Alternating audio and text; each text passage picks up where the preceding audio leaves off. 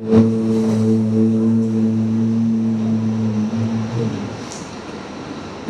ബ്രഹ്മ ഗുരു വിഷ്ണു ഗുരുദേവോ മഹേശ്വര ഗുരു സാക്ഷാത് പരം ബ്രഹ്മ തസ്മൈ ശ്രീ ഗുരവേ നമഃ.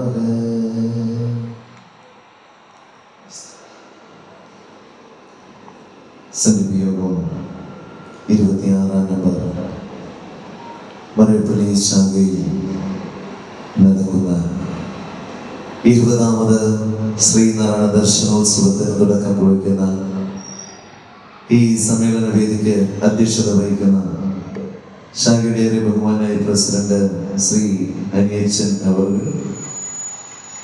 സ്വാഗതം ആശംസിച്ച ഏറെ പ്രിയങ്കരനായ ശാഖയുടെ സെക്രട്ടറി ശ്രീ സൈൻജു ടി അവർ,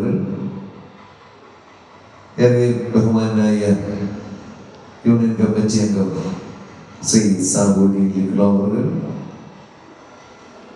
ബഹുമാനായ ശാഖയുടെ മറ്റ് മാനേജ്മെന്റ് കമ്മിറ്റി അംഗങ്ങൾ, യൂത്ത് മൂവ്മെന്റിന്റെ പ്രിയങ്കരനായ പ്രസിഡന്റ് സെക്രട്ടറി, വനിതാ സംഘത്തിന്റെ പ്രിയങ്കരനായ പ്രസിഡന്റ് സെക്രട്ടറി, മറ്റ് വനിതാ സംഘത്തിന്റെയും യൂത്ത് മൂവ്മെന്റിന്റെയും മറ്റ് പോഷകങ്ങളുടെയും പ്രവർത്തകരെയും, പ്രിയമുള്ള ശാഖാംഗങ്ങളെ, സജ്ജനങ്ങളെ,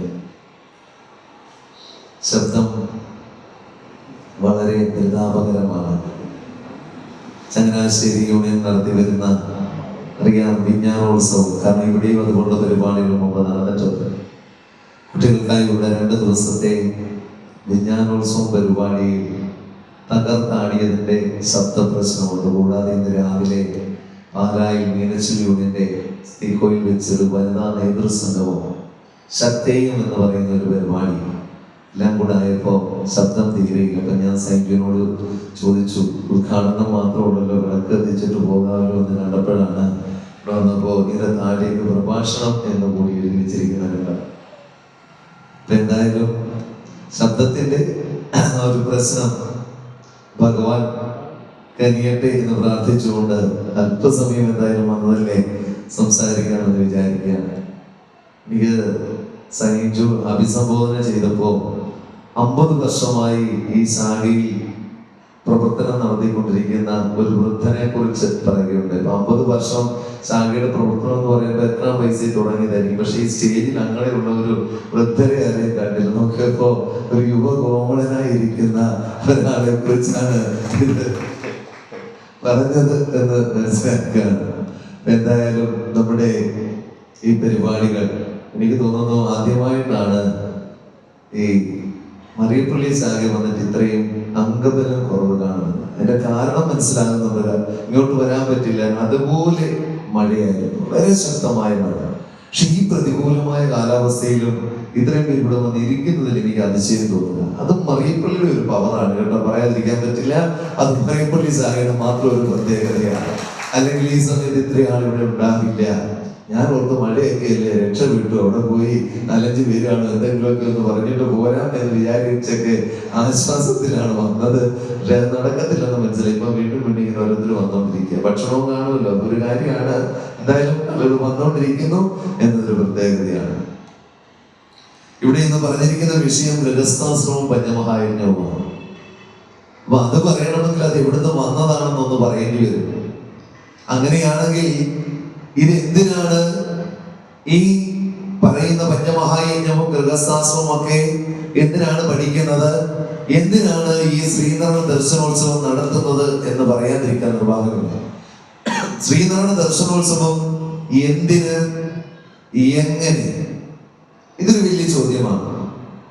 ഈ ചോദ്യം ഞാൻ നിങ്ങളോട് ചോദിക്കുകയാണ്. ശ്രീനാരായണ ദർശനോത്സവം എന്തിന്, ഇത് നടത്തേണ്ട ആവശ്യമുണ്ടോ? ഒരു രസമല്ലേ, വൈകുന്നേരം വന്ന് കുറച്ചു നേരം കഥയൊക്കെ കേട്ട് നമുക്ക് ഇരുന്നിട്ട് പോകാമല്ലോ, അതാണോ ഇതിന്റെ ഉദ്ദേശം? ഒന്നുമല്ല. എന്തായാലും അക്കൂട്ടത്തിലാണ് നമ്മുടെ അനിയച്ചൻ പറഞ്ഞ കൂടൽമാണിക്യത്തിൽ കൂടെ ഒന്ന് പോയിട്ട് പോരണമെന്നാണ് എന്നോട് പറഞ്ഞത്. അപ്പൊ ഇതെല്ലാം കൂടെ ചേർത്ത് വായിക്കുമ്പോൾ ഇതിലൂടെ പറയാൻ പറ്റുന്നത് ഇതിനെ ബേസ് ചെയ്തിട്ടുള്ള ഗ്രന്ഥത്തെ കുറിച്ചാണ്. പ്രിയമുള്ളവരെ, നമ്മളുടെ നാട്ടുമ്പുറങ്ങളിലേക്ക്, നമ്മുടെ വ്യാപാരശാലകളിലേക്ക് ഒക്കെ കടന്നു ചെന്നാൽ നമ്മളെ അറിയാനുള്ള ഏറ്റവും നല്ല മാർഗം അവിടെ വിളക്ക് കത്തിക്കുന്ന ആ ഭാഗത്തേക്കൊന്ന് നോക്കിയാൽ മതി. ഒരു കുരിശും ഒരു യേശു ക്രിസ്തുവിന്റെ പടവും മാത്രമാണ് ഇരിക്കുന്നതെങ്കിൽ എല്ലാവർക്കും മനസ്സിലാകും അതൊരു ക്രിസ്ത്യാനിയുടെ കടയാണ്. ഒരു ചന്ദ്രക്കലയോ മോസ്കോ എന്തെങ്കിലും കാണുകയാണെങ്കിൽ മനസ്സിലാകും അതൊരു ഇസ്ലാമിന്റെ കടയാണ്. പോരാത്തതിന് അവിടെ ഹലാൽ എന്നും കൂടെ കാണും, പ്രത്യേകിച്ച് ഭക്ഷണശാലകളൊക്കെ ആണെങ്കിൽ. ഒരു കടയിൽ ചെല്ലുമ്പോ അവിടെ കുരിശും മോസ്കും കൃഷ്ണനും രാമനും എല്ലാം കൂടെ നിരന്നിരിക്കുകയാണെങ്കിൽ അത് ആരുടെ കടയായിരിക്കും? സംശയം ഉണ്ടോ? അത് നമ്മുടെ കടയാ, യാതൊരു സംശയമില്ല. കാരണം എല്ലാം ചേർത്ത് നിരത്തി വെച്ചിരിക്കുന്നത് നമ്മൾ മാത്രം. അതായത് മതേതരത്വത്തിന്റെ മുഖം യഥാർത്ഥത്തിൽ കാണിച്ചു കൊടുക്കാൻ തൽപരരായിട്ട് നിൽക്കുന്ന ഒരു ഭാഗം. ഇനി നമ്മുടെ സംസ്കാരം എന്താണെന്ന് ചോദിക്കുമ്പോൾ നാം പറയുന്ന ഒരു വാക്കുണ്ട്, സംസ്കാരം ഉണ്ടോ നമുക്ക്? സദ്യക്കൊന്ന് തോന്നിവാസം പറയാതില്ലേ? സംസ്കാരം ഉണ്ടോ നമുക്ക്? ഉണ്ടെങ്കിൽ ഏത് സംസ്കാരം പറ. അതാ ഞാൻ എപ്പോ ഒരു ചോദ്യം ചോദിച്ചല്ലോ, ദർശനോത്സവം എന്തിന്? ഇതിന്റെ മറുപടിയിലേക്കാണ് വരുന്നത്. അപ്പൊ ഇത് എന്ത് സംസ്കാരമാണെന്ന് ഇപ്പൊ സംശയമായി പോയി. ഇതാണ് നമ്മുടെ കുഴപ്പം, മനസ്സിലായോ? നമ്മുടെ സംസ്കാരം എന്താണെന്ന് ചോദിച്ചാൽ ഇന്ന സംസ്കാരത്തിലാണ് ഞാൻ ജനിച്ച് ജീവിച്ച് വളരുന്നത് എന്ന് പറയാൻ നമുക്ക് മടിയാണ്. ചിലർ പറയും ഞാൻ ഹിന്ദുമത സംസ്കാരത്തിലാണ്, ചിലർ പറയും ഞാൻ ശ്രീനാരായണ ഗുരുവിന്റെ സംസ്കാരത്തിലാണ്. ഇങ്ങനെയൊക്കെ പലരും പലതാ പറയുന്നു. എന്തായാലും ഇന്ന് നമുക്കൊരു ഉറച്ച തീരുമാനം എടുത്തിട്ട് ഇവിടുന്ന് പോയാൽ മതി കേട്ടോ. അപ്പൊ ഇന്ന് നമുക്കൊരു തീരുമാനം എടുക്കേണ്ട ദിവസമാണ്. ഞാൻ ഇഷ്ടംപോലെ ക്രിസ്തീയ സഹോദരങ്ങളെ കണ്ടിട്ടുണ്ട്. അപ്പോഴാണ് ഈ ക്രിസ്തീയ സഹോദരങ്ങളൊക്കെ എവിടെ നിന്ന് വന്നു എന്നൊരു ചോദ്യം. ഒരു പാട്ടുണ്ടല്ലോ, എവിടെ നിന്നോ വന്നു നീ എന്നൊക്കെ എന്ന് പറഞ്ഞ പോലെ എവിടെ നിന്നാണ് വന്നതെന്നറിയാൻ വേണ്ടി ഒരു തെരച്ചിൽ നടത്തിയപ്പോഴാണ് ക്രിസ്തു മതത്തിന്റെ ഉത്ഭവം ഇവിടെയല്ല എന്ന് മനസ്സിലായത്. ആണോ? ഈ ഭാരതത്തിലാണോ? അല്ല, ഭാരതത്തിലേക്ക് വന്നവരാണ് ക്രിസ്ത്യാനികൾ, ഇല്ലേ? എവിടെ നിന്നാ വന്നത്? അങ്ങ് ഇസ്രയേലിൽ നിന്നാണ് വന്നത്, ഇല്ലേ? അപ്പോ ക്രിസ്തു മതം പ്രചരിപ്പിച്ചിരുന്ന അല്ലെങ്കിൽ ക്രിസ്തുവിനെ കുറിച്ച് ചിന്തിച്ചിരുന്ന അങ്ങനെയൊരു രാജ്യമുണ്ടായിരുന്നു. ആ രാജ്യത്ത് അല്ലെങ്കിൽ ഇസ്രയേലിന്റെ സംസ്കാരം അങ്ങനെ കൂട്ടിയാൽ മതി. അവിടെ നിന്ന് കടന്നു വന്നവരായിരുന്നു ഇവിടുത്തെ ക്രിസ്ത്യാനികൾ. പക്ഷെ അവർ കടന്നു വന്നപ്പോൾ അവരുടെ കയ്യിൽ ഒരു സാധനം ഉണ്ടായിരുന്നു, ഒരു കൊച്ചു പുസ്തകം കൂടെ കഴുത്തി വെച്ചിട്ടാണ് അവർ വന്നത്. ആ പുസ്തകത്തിന്റെ പേരെന്താ? നന്നായിട്ട് അറിയാം നമുക്കല്ലേ. അതിന്റെ പേരാണ് എന്ത്? ബൈബിൾ. നിങ്ങളുടെ കഷത്തിലല്ല കൊച്ചു പുസ്തകം വരുന്നത് കേട്ടോ, അവരുടെ കഷത്തിലായിരുന്നു. ആ പുസ്തകത്തിന്റെ പേരാണ് ബൈബിൾ. കുറവ് പറയല്ല, നല്ലതാ പറയുന്നത് കേട്ടോ. അപ്പോ ആ ക്രിസ്തീയ സഹോദരങ്ങൾ അവരിവിടെ വന്ന് ഇവിടുത്തെ കുരുമുളകും കണ്ട് ഇവിടുത്തെ മറ്റുള്ള സാമ്രാജ്യങ്ങളൊക്കെ കണ്ടു. പക്ഷേ ഇത് കണ്ടപ്പോഴും അവര് കയ്യിൽ നിന്ന് ആ ഗ്രന്ഥം കളഞ്ഞില്ല. നമ്മളെ ആണെങ്കിലുണ്ടല്ലോ, സാഹിബിനെ കാണുമ്പോൾ കവാത്ത് മറന്നു പോയേനെ നമ്മൾ. പക്ഷേ അവര് കവാത്ത് മറന്നില്ല. അവർ ആ ഗ്രന്ഥത്തെ മുറുകെ പിടിച്ചു. ആ ഗ്രന്ഥത്തിൽ പറഞ്ഞ മതത്തിന്റെ സംസ്കാരം അവരിവിടെ വളർത്തി. ഇവിടെ പള്ളികൾ സ്ഥാപിച്ചു. അവരുടെ ഇവിടെ ഉണ്ടായിരുന്ന അല്ലെങ്കിൽ ഇവിടെ നിന്ന് മതം മാറ്റത്തിന് വിനിയോഗിച്ച ആളുകളിലേക്ക് അല്ലെങ്കിൽ വന്നു ചേർന്നവർ അവരുടെ മതത്തിന്റെ പ്രചരണം നടത്തി. ആ പ്രചരണം നടത്തിയത് ബൈബിളിനെ അടിസ്ഥാനമാക്കിയാണ്. അവർക്ക് കുഞ്ഞുങ്ങളുണ്ടായി. ആ കുഞ്ഞുങ്ങളെ അവർ എന്ത് ചെയ്തു? ആചാരപരമായി മാമോദിസ ഉൾപ്പെടെ മുഖിച്ചുകൊണ്ട് ആ സംസ്കാരത്തിലേക്ക് ചേർത്തു. തെറ്റാണ് ഞാൻ പറയുന്നതെങ്കിൽ പുറകെ ഇരുന്ന് കൂവിക്കണം കേട്ടോ, യാതൊരു സംശയവും വേണ്ട. തെറ്റാണെങ്കിൽ കൂവാം, ശരിയാണെങ്കിൽ കൈയടിക്കാം, രണ്ടും ചെയ്യാം കേട്ടോ. അപ്പൊ തെറ്റാണോ ശരിയാണോ എന്ന് ഞാൻ മനസ്സിലാക്കുന്നത് അങ്ങനെയായിരിക്കും. ഇത് രണ്ടും ഇല്ലാതെ ഇടയ്ക്കിരുന്ന് കളയരുത് കേട്ടോ. അപ്പൊ എന്റെ അറിവാണ് ഞാൻ പറയുന്നത് കേട്ടോ. അത് കഴിഞ്ഞപ്പോ അവരുടെ കുഞ്ഞുങ്ങളെ അവരെന്ത് ചെയ്തു? ആ വേദത്തെ കുറിച്ച് പഠിപ്പിച്ചു. കുഞ്ഞുങ്ങളെ മാമോദിസ മുക്കി അവരുടെ സംസ്കാരത്തിലേക്ക് ചേർത്തു. അവർ വേദങ്ങൾ പഠിപ്പിച്ചു. വേദപാഠമാണ് പഠിപ്പിച്ചത് കേട്ടോ. അതിനുശേഷം അവരുടെ കുഞ്ഞുങ്ങൾ വളർന്നു, വിവാഹപ്രായമെത്തി. വിവാഹപ്രായം എത്തിയപ്പോ അവിടെ ഇവിടെ കൊണ്ടുവച്ച് അവർ കല്യാണം കഴിച്ചത്. അവരുടെ കുഞ്ഞുങ്ങളെ അവരുടെ മിന്നുകെട്ട് നടത്തിയത് ആ പള്ളിയിൽ വെച്ചിട്ടാണ്. പുരോഹിതൻ സാക്ഷ്യം വഹിച്ചുകൊണ്ട് ബൈബിൾ വചനങ്ങൾ അവരെ മനസ്സിലാക്കിക്കൊണ്ട് 10 കൽപ്പനകൾ പഠിപ്പിച്ചുകൊണ്ട് അവരവരുടെ കുഞ്ഞുങ്ങളെ വിവാഹം കഴിപ്പിച്ചു. ശരിയോ തെറ്റോ? ശരിയാണോ? ശരിയാണ്, ശരിയല്ലേ? അങ്ങനെ കൈയടിച്ചുകൂടെ? കൈയടിച്ച് പ്രോത്സാഹിപ്പിക്കട്ടെ. അവസാനം കൈ കൊട്ടിക്കൊണ്ടിരിക്കരുത് കേട്ടോ. ഇത് ഇങ്ങോട്ട് വരുമെന്ന് പറയുന്ന അവസ്ഥയിലേക്ക് പോകാതിരിക്കാൻ വേണ്ടിയാണ് ഇപ്പൊ നിങ്ങളെ കൊണ്ട് കൈകൊണ്ടിരിക്കുന്നത്. എന്നിട്ടോ അത് കഴിഞ്ഞ് അവര് വളർന്നു, അവർക്ക് കുഞ്ഞുങ്ങളുണ്ടായി, അവർക്ക് നമ്മുടെ സാഹുചര്യനെ പോലെ പ്രായമായി. എല്ലാം കഴിഞ്ഞ് അവര് മരിച്ചു കഴിഞ്ഞപ്പോ അവരെ എങ്ങോട്ട് കൊണ്ടുപോയി? അവര് കമ്മ്യൂണിസ്റ്റ് പാർട്ടി ആയാലും കൊള്ളാം, അവര് കോൺഗ്രസ് പാർട്ടി ആയാലും കൊള്ളാം, അവര് BJP ആയാലും കൊള്ളാം, ഏത് പാർട്ടി ആയാലും കൊള്ളാം, അവര് മരിച്ചപ്പോഴും അവരുടെ സംസ്കാരം നിലനിർത്തിക്കൊണ്ട് ആ പള്ളിയിലെ അന്ത്യകർമ്മങ്ങൾ ചെയ്തുകൊണ്ട് അവരെ പുരോഹിതന്റെ സാന്നിധ്യത്തിൽ അവരുടെ മരണാനന്തര കർമ്മങ്ങളും ചെയ്തു. ശരിയോ തെറ്റോ? ശരി, സമ്മതിച്ചു. 2, ഇസ്ലാം സഹോദരങ്ങൾ ഇവിടെ ജനിച്ചു വളർന്നവരാണോ? അല്ല, മറുനാട്ടിൽ നിന്ന് വന്നതാ കേട്ടോ. അറേബ്യയിൽ നിന്ന് വന്നത്, അത്തറുകളൊക്കെ പോഷിക്കൊണ്ട് അറേബ്യയിൽ നിന്നാണ് കടന്നു വന്നത്. അവർ വന്നപ്പോഴും അവരുടെ കയ്യിലുണ്ടായിരുന്ന ഒരു കൊച്ചു പുസ്തകം. ഈ വന്നവരൊക്കെ ഒരു പുസ്തകം കൊണ്ടാണ് വന്നത്. അപ്പൊ അവരുടെ കയ്യിലുള്ള കൊച്ചു പുസ്തകത്തിന്റെ പേരാണ്, എത്ര നന്നായിട്ട് അറിയാം കണ്ടോ. അപ്പൊ അതിന്റെ പേരാണ് ഖുറാൻ. ആ ഖുറാനുമായിട്ട് അവരിവിടെ വന്നു. അവരിവിടെ വന്ന് പലതരത്തിലുള്ള കർമ്മങ്ങളും ഒക്കെ ചെയ്തു. ആ കർമ്മമൊക്കെ അവിടെ ഇരിക്കട്ടെ. അവരിവിടെ വന്നപ്പം പോത്തിനെ വിട്ടുകൊണ്ട്, അവരിവിടെ വന്നപ്പം ആടനും മറുതയുണ്ട്, യക്ഷിയൊക്കെ ഉണ്ട്. പക്ഷെ ഒരു യക്ഷിയും പിശാചും അവരെ പിടിച്ചില്ല. അവരെന്ത് ചെയ്തു? അവരുടേതായ ആ സംസ്കാരത്തിൽ അടിയുറച്ചു നിന്നുകൊണ്ട് അവർ മോസ്കുകൾ സ്ഥാപിച്ചു. അവരുടെ കുഞ്ഞുങ്ങൾ ഉണ്ടായപ്പോൾ ആ കുഞ്ഞിനെ സുന്നത്ത് വരെ ചെയ്തുകൊണ്ട് അവരുടെ സംസ്കാരത്തിലേക്ക് അവർ ചേർത്തു. ആ കുഞ്ഞുങ്ങളെ അവർ ഓത്തുപള്ളിക്കുളത്തിൽ കൊണ്ടുപോയി, മദ്രസകളിൽ കൊണ്ടുപോയി അവർ എന്ത് പഠിപ്പിച്ചു? അവരുടെ മതസംസ്കാരം പഠിപ്പിച്ചു. എന്നിട്ടോ അവരുടെ കുഞ്ഞുങ്ങൾ വളർന്ന് യുവാവായപ്പോൾ ഏതെങ്കിലുമൊക്കെ ഓഡിറ്റോറിയത്തിൽ കൊണ്ടുവച്ചല്ല കല്യാണം നടത്തിയത്. അവരുടെ സംസ്കാരത്തിനനുസരിച്ച് അവർ നിക്കാഹ് നടത്തി. ശരിയാണല്ലോ അല്ലേ? അതിനുശേഷമോ അവരുടെ പ്രായമായി അവർ മരിച്ചു. ഏത് രാഷ്ട്രീയക്കാരനുമാകട്ടെ മരിച്ചു കഴിഞ്ഞപ്പോൾ അവർ പള്ളിയിൽ കൊണ്ടുപോയി ഖബറടക്കം നടത്തി. ശരിയോ തെറ്റോ? ശരിയാണ്. കുറച്ചു പേര് ഇടയ്ക്ക് നിൽക്കുക, സംശയം കൊണ്ടാ. ശരിയാകട്ടെ, പറഞ്ഞതൊക്കെ കറക്റ്റാ അല്ലെ? ഇനി ഒന്ന് പോയി നോക്കണേ ശരിയാണെന്ന് അറിയാൻ. അപ്പോ അവരിവിടെ ഇപ്പോഴും ജനിച്ച് ജീവിച്ച് വളരുമ്പോൾ അവര് പറയും, നീ ഏത് സംസ്കാരത്തിലാണ് ജനിച്ച് ജീവിച്ച് വളരുന്നത് ചോദിച്ചാൽ അവൻ പറയും, ഞാൻ ക്രിസ്തു മത സംസ്കാരത്തിൽ, ഞാൻ ഇസ്ലാം മത സംസ്കാരത്തിൽ. നമ്മളോ? അയ്യോ, ഞങ്ങളൊക്കെ പണ്ടേ ഇവിടെ ഉള്ളതാ, ഞങ്ങളുടെ ഉപ്പുപ്പാന് നല്ല തഴമ്പായിരുന്നെന്നാ പറയാം ഞാനപ്പുറത്ത് കയറിയിട്ട്. ശരിയാണോ? ഇതല്ലേ നമ്മൾ പറഞ്ഞുകൊണ്ടിരിക്കുന്നത്? നിങ്ങൾ വരുന്നതിന് മുമ്പേ നമ്മളൊക്കെ ഈ നാട്ടുകാരാ. ചിലർ പറയാൻ അന്ന് ശ്രീലങ്കയിൽ നിന്ന് വന്നതാണ്, എവിടുന്നെങ്കിലും വന്നാണ്, ഏത് ഉഗാണ്ടേന്നാലും കുഴപ്പമില്ല. എനിക്കറിയേണ്ടത് കൊച്ചു പുസ്തകം വല്ലതും കയ്യിലുണ്ടായിരുന്നു എന്നാണ് എനിക്കറിയേണ്ടത്. മറ്റവരുടെ 2 പേരുടെ കയ്യിൽ ഒരു പുസ്തകം ഉണ്ടായിരുന്നു, അവർക്കൊരു സംസ്കാരം ഉണ്ടായിരുന്നു. ഇവിടെ വലിയ സംസ്കാരവും പറഞ്ഞുകൊണ്ട് നടക്കാൻ എഴുതിയിരിക്കുക. എന്നിട്ട് എല്ലാവരെയും കണ്ടുകൊണ്ട് എന്നിട്ട് എന്താ സംഭവിച്ചത്?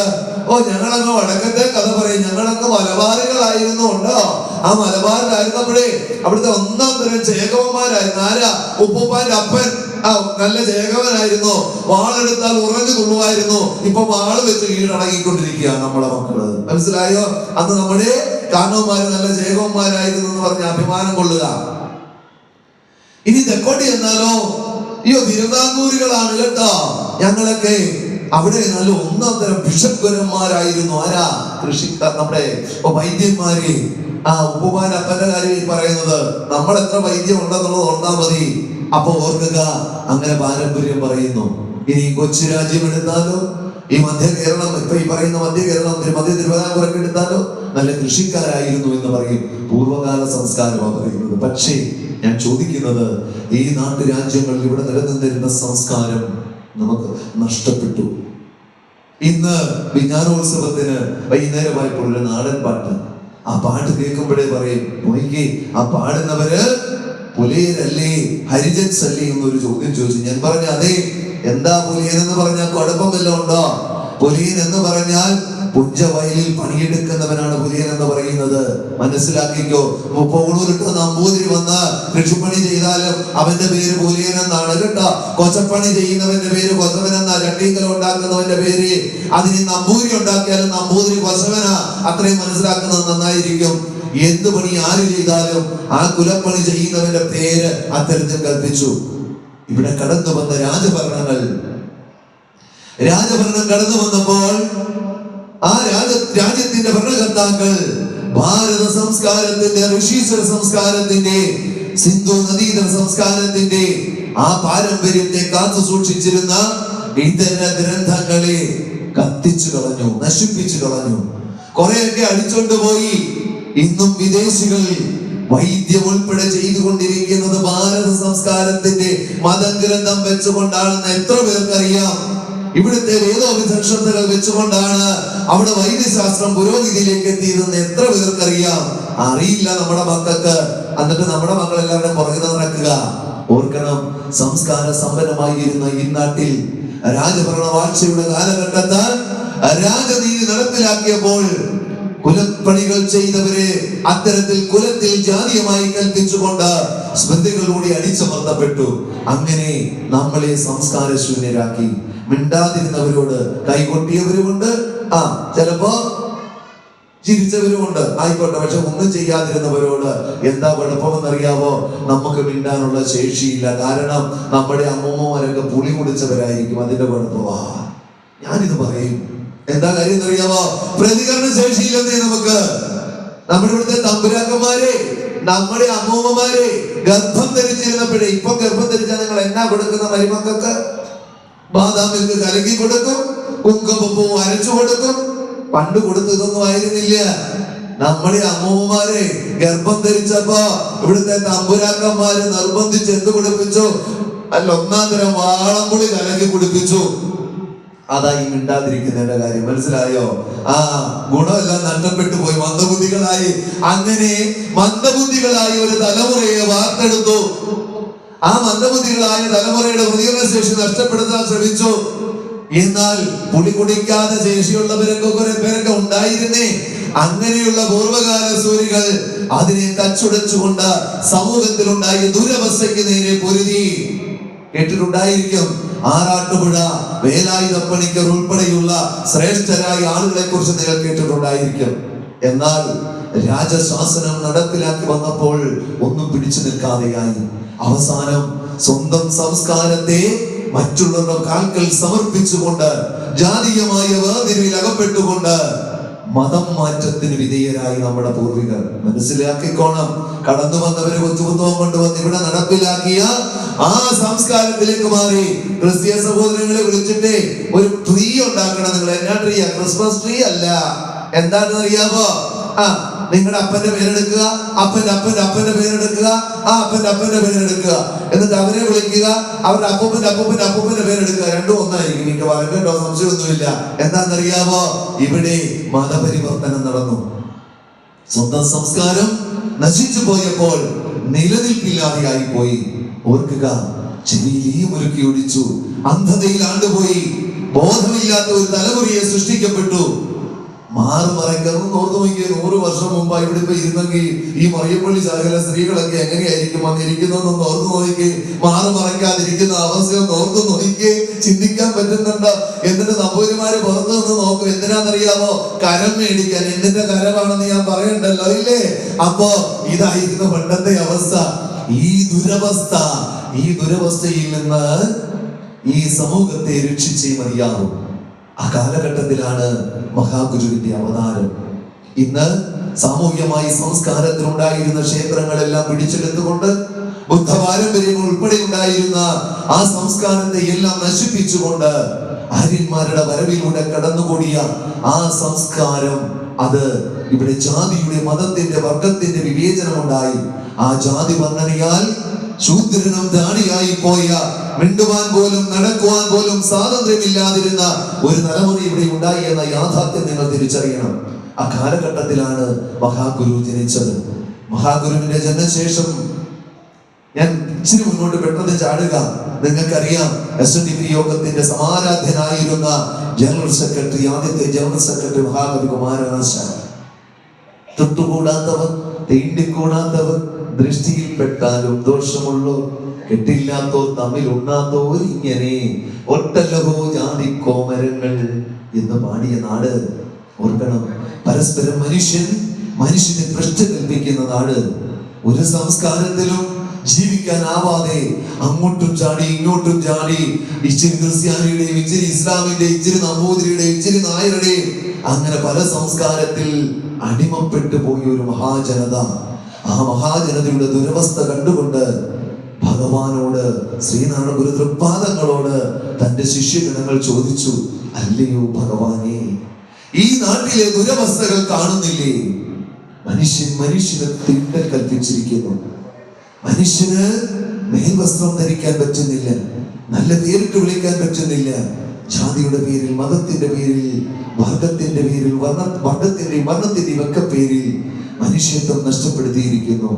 ഈ മനുഷ്യനെ സംസ്കാര സമ്പന്നമായി ധർമ്മത്തെ ഉയർത്തുവാൻ അങ്ങ് ഉപദേശം നൽകിയാൽ, പ്രിയമുള്ളവരെ, സംസ്കാരം നഷ്ടപ്പെട്ട് ഒരു സംസ്കാരവും എടുത്തു പറയാൻ സാധ്യമല്ലാതെ, മിണ്ടാൽ പാടില്ലാതെ ശേഷി നഷ്ടപ്പെട്ട, ഇന്നിവിടെ മിണ്ടാതിരുന്നവർക്കുള്ള ഒരു കൊട്ടൂടാണെന്ന് വെച്ചു, ആ സംസാര ശേഷി പോലും നഷ്ടപ്പെട്ടു പോയ ഒരു മഹാജനതയ്ക്ക് വേണ്ടി ശ്രീനാരായണ ഗുരു തൃപ്പാദങ്ങൾ ഒരു നിയമ സംഹിത ഉണ്ടാക്കി കൊടുത്തു. ഇപ്പൊ ക്രിസ്ത്യാനിയുടെ കാര്യം പറഞ്ഞ പോലെ, ഇസ്ലാമിന്റെ കാര്യം പറഞ്ഞ പോലെ, നീ എങ്ങനെ ഒരു കുഞ്ഞിനെ ജനിപ്പിക്കണം? വെള്ളമടിച്ച് 4 കാലിൽ വന്ന് വേണോ കുഞ്ഞിനെ സൃഷ്ടിക്കാൻ? അതോ ഭാര്യ ഭർത്താവോടെ യുദ്ധം ചെയ്ത് വിജയിച്ചിട്ട് വേണോ കുഞ്ഞിനെ ജനിപ്പിക്കാൻ? അതോ നല്ല സമയം നോക്കി കുഞ്ഞിനെ ജനിപ്പിക്കണം? അങ്ങനെ ഒരു മനുഷ്യ കുഞ്ഞിനെ എങ്ങനെ ജനിപ്പിക്കണമെന്ന് പഠിപ്പിച്ചു. ആ മനുഷ്യ കുഞ്ഞ് ജനിച്ചു കഴിഞ്ഞാൽ മറ്റുള്ളവരുടെ സംസ്കാരത്തിൽ ചെയ്തതുപോലെ ഈ കുഞ്ഞിന് പ്രഥമമായി എന്ത് പഠനമാണ് കൊടുക്കേണ്ടതെന്ന് പഠിപ്പിച്ചു. അവന്റെ ഗർഭാശയ കാലഘട്ടം, അവന്റെ ശൈശവം, അവന്റെ ബാല്യം, അവന്റെ കൗമാരം, ഈ കാലഘട്ടത്തിൽ ബ്രഹ്മചര്യാശ്രമം എങ്ങനെ ആയിരിക്കണമെന്ന് പറഞ്ഞു കൊടുത്തു. ഗൃഹസ്ഥ ജീവിതം നയിച്ചു തുടങ്ങേണ്ടത് എങ്ങനെയാണെന്ന് പറഞ്ഞു കൊടുത്തു. ഗൃഹസ്ഥ ജീവിതത്തിൽ അവനോട് പറഞ്ഞു, നീ പാലിക്കേണ്ട പഞ്ചശുദ്ധി എന്താണ്, നീ പാലിക്കേണ്ട പഞ്ചമഹായജ്ഞം എന്താണ് എന്ന് ഗൃഹസ്ഥാശ്രമത്തിൽ പറഞ്ഞു കൊടുത്തു. ആ പഞ്ചമഹായജ്ഞമാണ് ഇവിടെ കിടക്കുന്നത് കേട്ടോ. അങ്ങനെ നീ പഞ്ചമഹായജ്ഞത്തെ പാലിച്ചുകൊണ്ട് ഗൃഹസ്ഥാശ്രമം നയിക്കണം. നിന്റെ വിവാഹം എങ്ങനെയായിരിക്കണം അതിന് മാർഗം പറഞ്ഞു കൊടുത്തു. പ്രാജാപത്യ വിധിയിലുള്ള ഒരു സമ്പ്രദായം കണ്ട അവിടെ ഇവിടെ പോയിക്കൊണ്ട് നടത്തുന്ന വിവാഹമല്ല ഗുരു പറഞ്ഞത്, ഏകീകരണമുള്ള ഒരു രീതി, ഒരു സമ്പ്രദായം പറഞ്ഞു തന്നു. അതിനുശേഷം നിന്റെ കുഞ്ഞിനെ നീ ഇങ്ങനെ ചെയ്യണം, നിന്റെ വിവാഹം നീ ഇങ്ങനെ നടത്തണം, നിന്റെ വാർദ്ധക്യം, നിന്റെ മരണത്തിന്റെ കർമ്മങ്ങൾ നീ ഇങ്ങനെ ചെയ്യണം, അപരക്രിയകൾ ഇങ്ങനെ തന്നെ ആയിരിക്കണം. പിന്നെയോ ഗൃഹസ്ഥ ജീവിതത്തിൽ നീ നയിക്കേണ്ട, അനുഷ്ഠിക്കേണ്ട 5 യജ്ഞങ്ങൾ ഇങ്ങനെ ആയിരിക്കണം. ഇങ്ങനെ ഒരു മനുഷ്യായുസ്സിൽ സംസ്കാര ശോഷണം സംഭവിച്ച നമുക്ക് ഒരു സംസ്കാരത്തെ അരുൾ ചെയ്തു മഹാഗുരു. അതിന്റെ ആ നിയമസംഹിതയുടെ പേരാണ് ശ്രീനാരായണ സ്മൃതി കേട്ടോ. ആ നിയമസംഹിതയുടെ പേരാണ്, ഇത് പറഞ്ഞോ, തെറ്റൊന്നും വരത്തില്ല, ശ്രീനാരായണ സ്മൃതി. ഒരു പേരിൽ കൂടി ഇത് അറിയപ്പെടും. അതിന്റെ പേരാണ് ശ്രീനാരായണ ധർമ്മം കേട്ടോ. ശ്രീനാരായണ ധർമ്മം. അങ്ങനെയാണ് ഞാൻ ചോദിക്കട്ടെ, സംസ്കാരശൂന്യരായി പോയി നമുക്ക് ഒരു പുതിയ സംസ്കാരത്തെ ഗുരു വാർത്തെടുത്തു തന്നതാണ്. എന്ത്?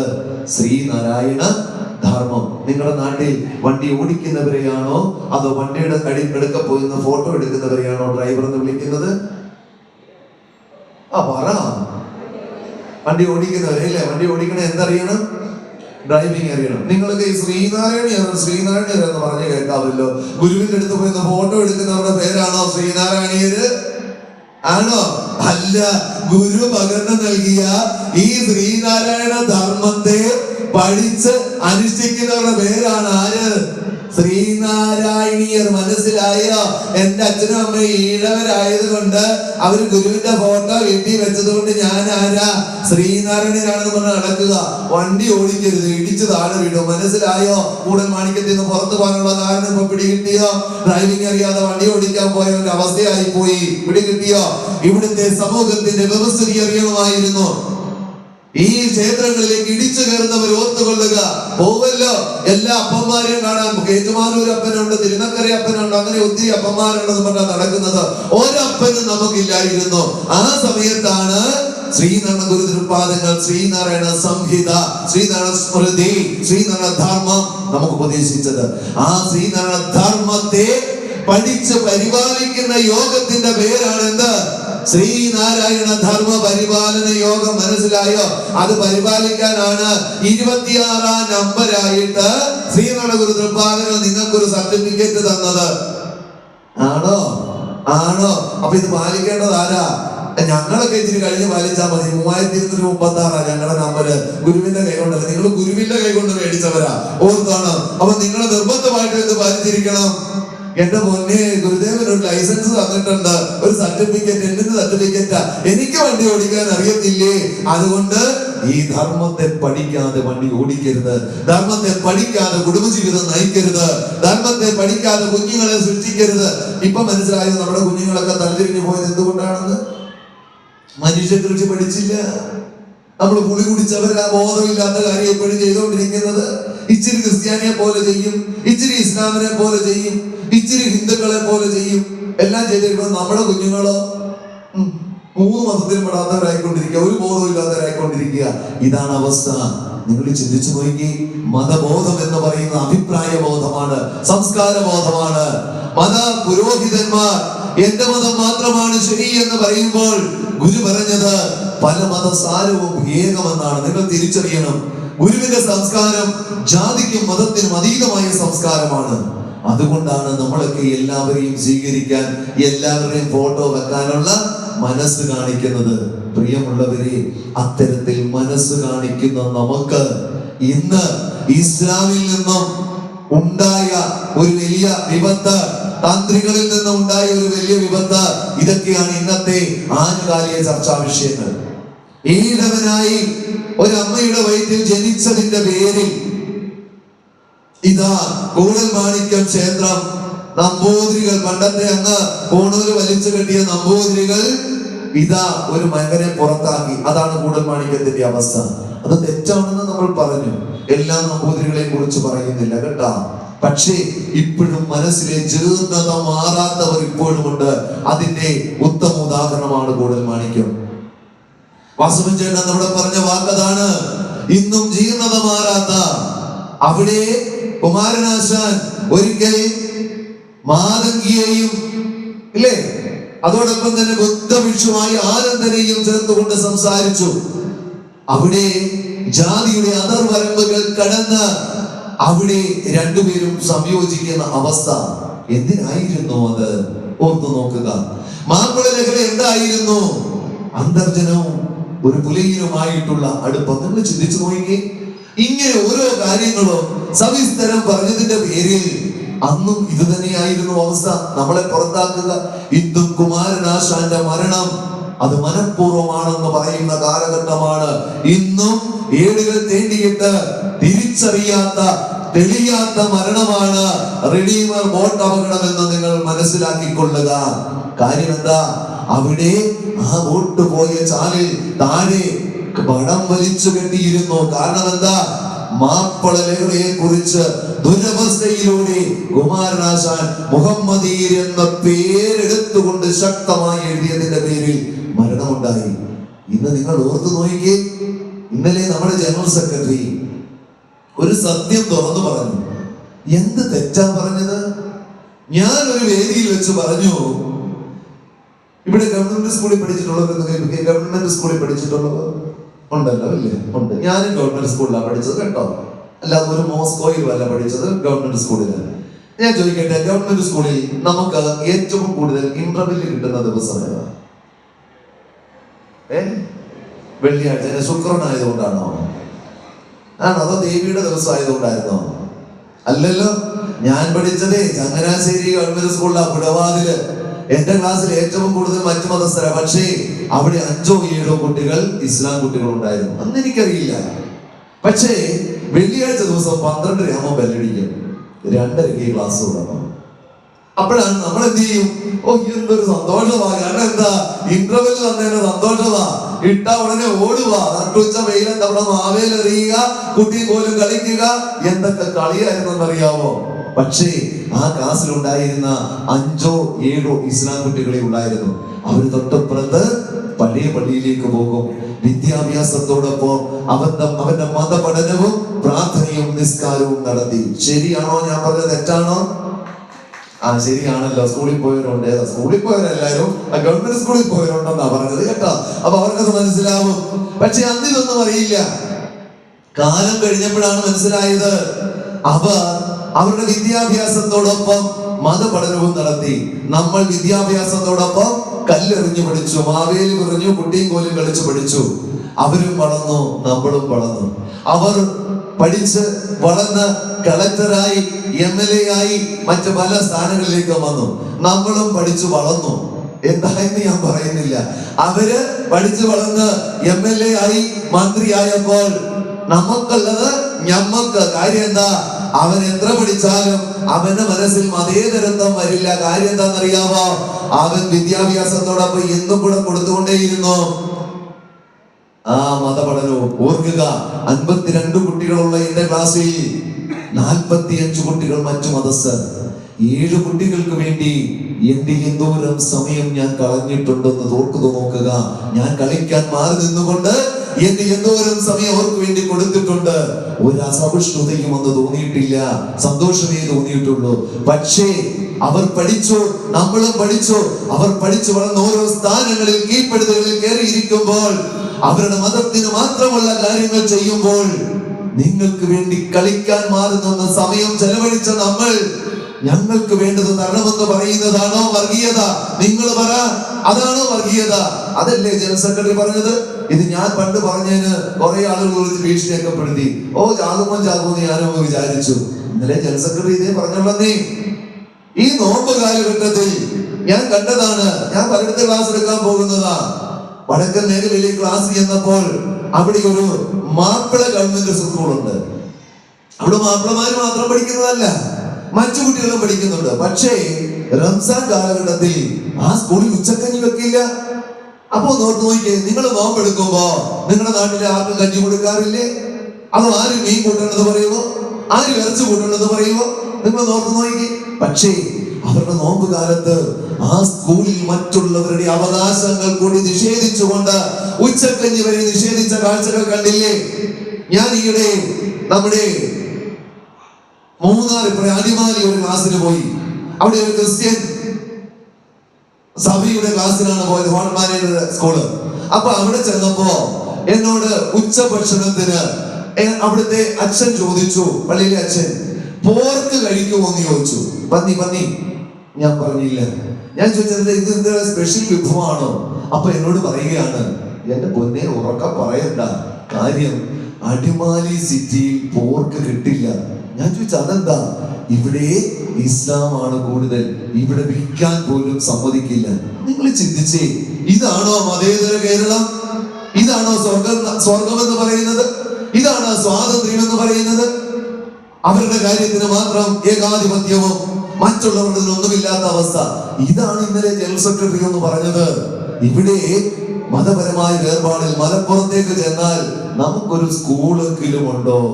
അവിടെ ഒരു രാജ്യത്ത് രാജഭരണം നടക്കുന്നത് പോലെ ഞങ്ങൾ പറയുന്നത് ഇവിടെ നടക്കൂ എന്ന് പറയുന്ന ഒരു സംസ്ഥാനം, രാജ്യം പോലെ അവിടെ മാറിയിരിക്കുന്നു. ഇത് ജനറൽ സെക്രട്ടറി പറഞ്ഞതിന് യൂത്ത് ലീഗുകാരിത ജനറൽ സെക്രട്ടറിയുടെ കോലം കത്തിച്ചിരിക്കുക. ഇത് കണ്ട് വിളിച്ചോണ്ടിരിക്കുക നമ്മളല്ലേ? ഒന്ന് ഓർത്ത് നോക്കി, വികാരം ഉണ്ടാകുമോ? നിങ്ങൾ ചിന്തിക്കുക. എല്ലാ യൂണിയനുകളും ശക്തമായ പ്രതിഷേധത്തിലാണ് അതിന്റെ.